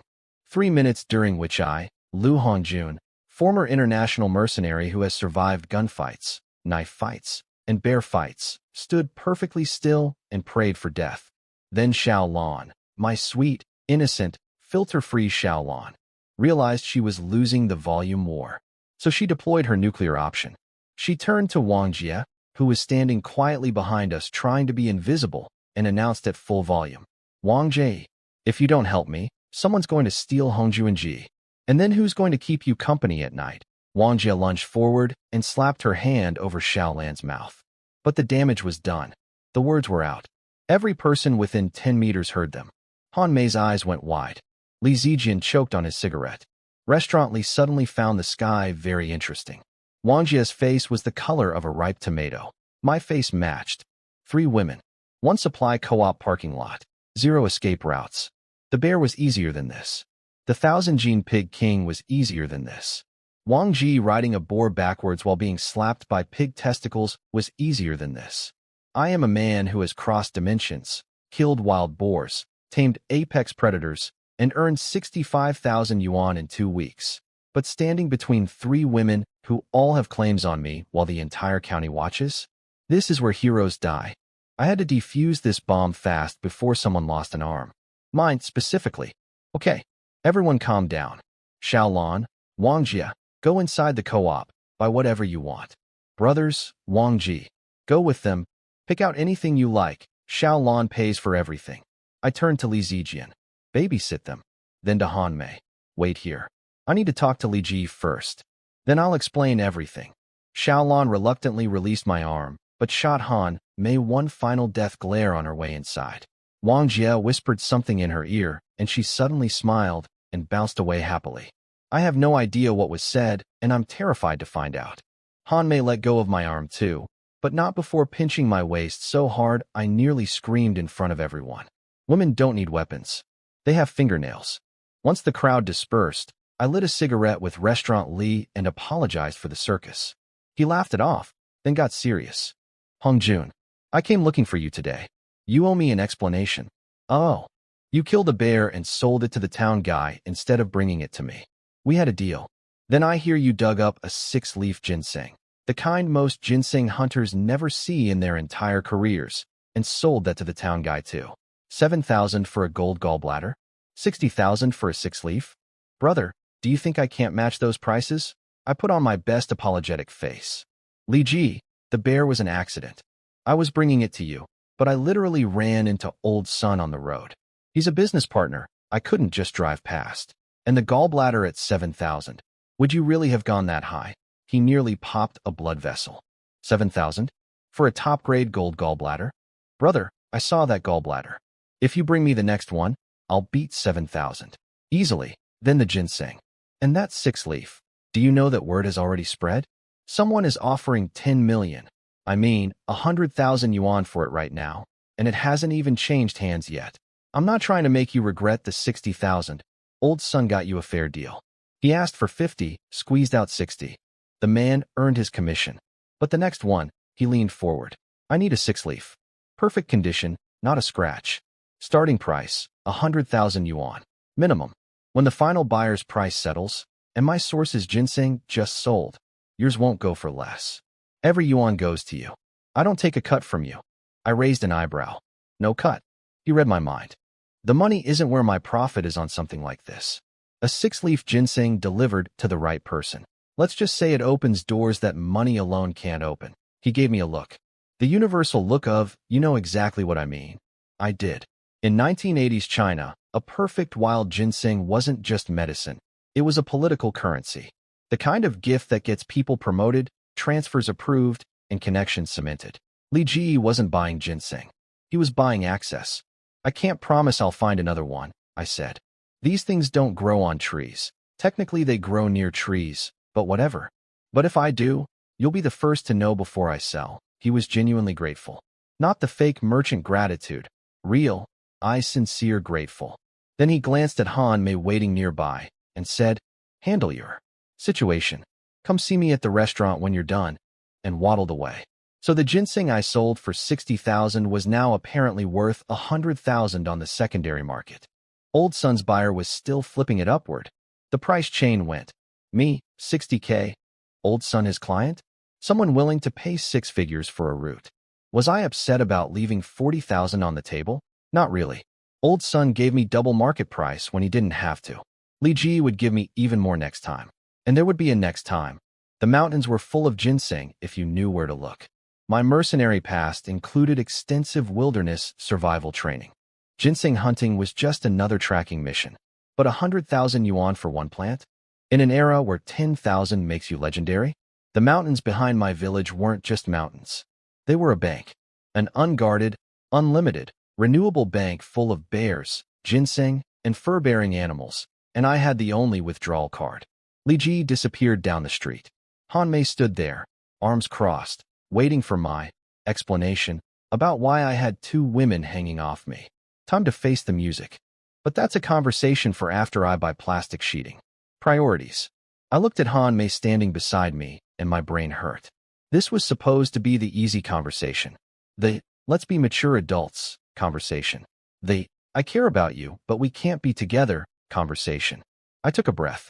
Let's talk, she nodded. We walked side by side down the street in silence. Finally, she said, what did you want to talk about? I chose my words carefully. We like each other. But I wouldn't call it love. What if I told you I'm already in love with you? My carefully constructed speech collapsed like a house of cards. I lit a cigarette and took a drag deep enough to taste my lungs. Then, let's part ways gracefully. I'm not a good man, Han Mei. I never planned to be. I don't want one woman for a lifetime. I want many. I already have Xiao Lan, my childhood sweetheart. We're getting married this winter. And Wang Jia, the widow, we've already been together. They both know about each other and accept it. I won't add you to that list through lies. I won't pretend I can give you what you deserve. I'm sorry. I bowed to her. Deeply. Sincerely. She burst out laughing. You idiot. I haven't even said anything yet, and you're already apologizing and saying goodbye. Do I not even deserve the chance to be willingly deceived? Am I really worth less than a widow? I panicked. Say she's less than the widow? Terrible. Say she's more than the widow? Also terrible, because Wang Jia technically has priority based on operational history. Han Mei watched me spiral and laughed harder. Then she grabbed my arm and said, relax. Walk with me. Want to hear my story? She told me everything. Her mother was a mistress. Not a second wife, a fifth. Her father already had 4 women before her mom. Her mother didn't know until after Han Mei was born. One huge fight later, her father basically abandoned them, occasionally showing up when he wanted physical attention, but contributing nothing else. He arranged a hospital job for her mother out of guilt, which is the only reason Han Mei got an education instead of starving. Recently, the old man discovered that none of the children from his 4 other women were actually his. The only biological child he had in the world was Han Mei, the daughter he'd ignored for 18 years. Now he was suddenly desperate to reconnect, pestering her and her mother constantly about accepting his legacy. Ironic, right? She said with a bitter smile. The one kid he didn't want is the only one that's actually his. Sounds like a novel. Except it's my actual life. She stopped walking and looked at me. Here's what you don't know. When you visited the hospital last time, my mother saw you. She told me immediately. That boy will never belong to just one woman. Don't fall too deep unless you're ready to share him. So I decided to test you. Test me. Today, if you'd lied to me, hidden the other women, pretended to be single, I would have walked away forever, no matter how much I liked you. But you told me the truth. You bowed and apologized. You chose honesty over getting what you wanted.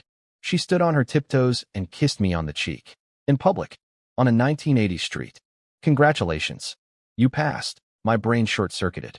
Public displays of affection in this era are approximately as scandalous as robbing a bank. This girl was fearless. But, your parents? Your mother? I can't offer you a wedding or a marriage certificate, she waved dismissively. My mother spent years as wife number 5. She learned that certificates and ceremonies mean nothing compared to actual happiness. And my father can't manage his OWN love life. He has zero authority over mine.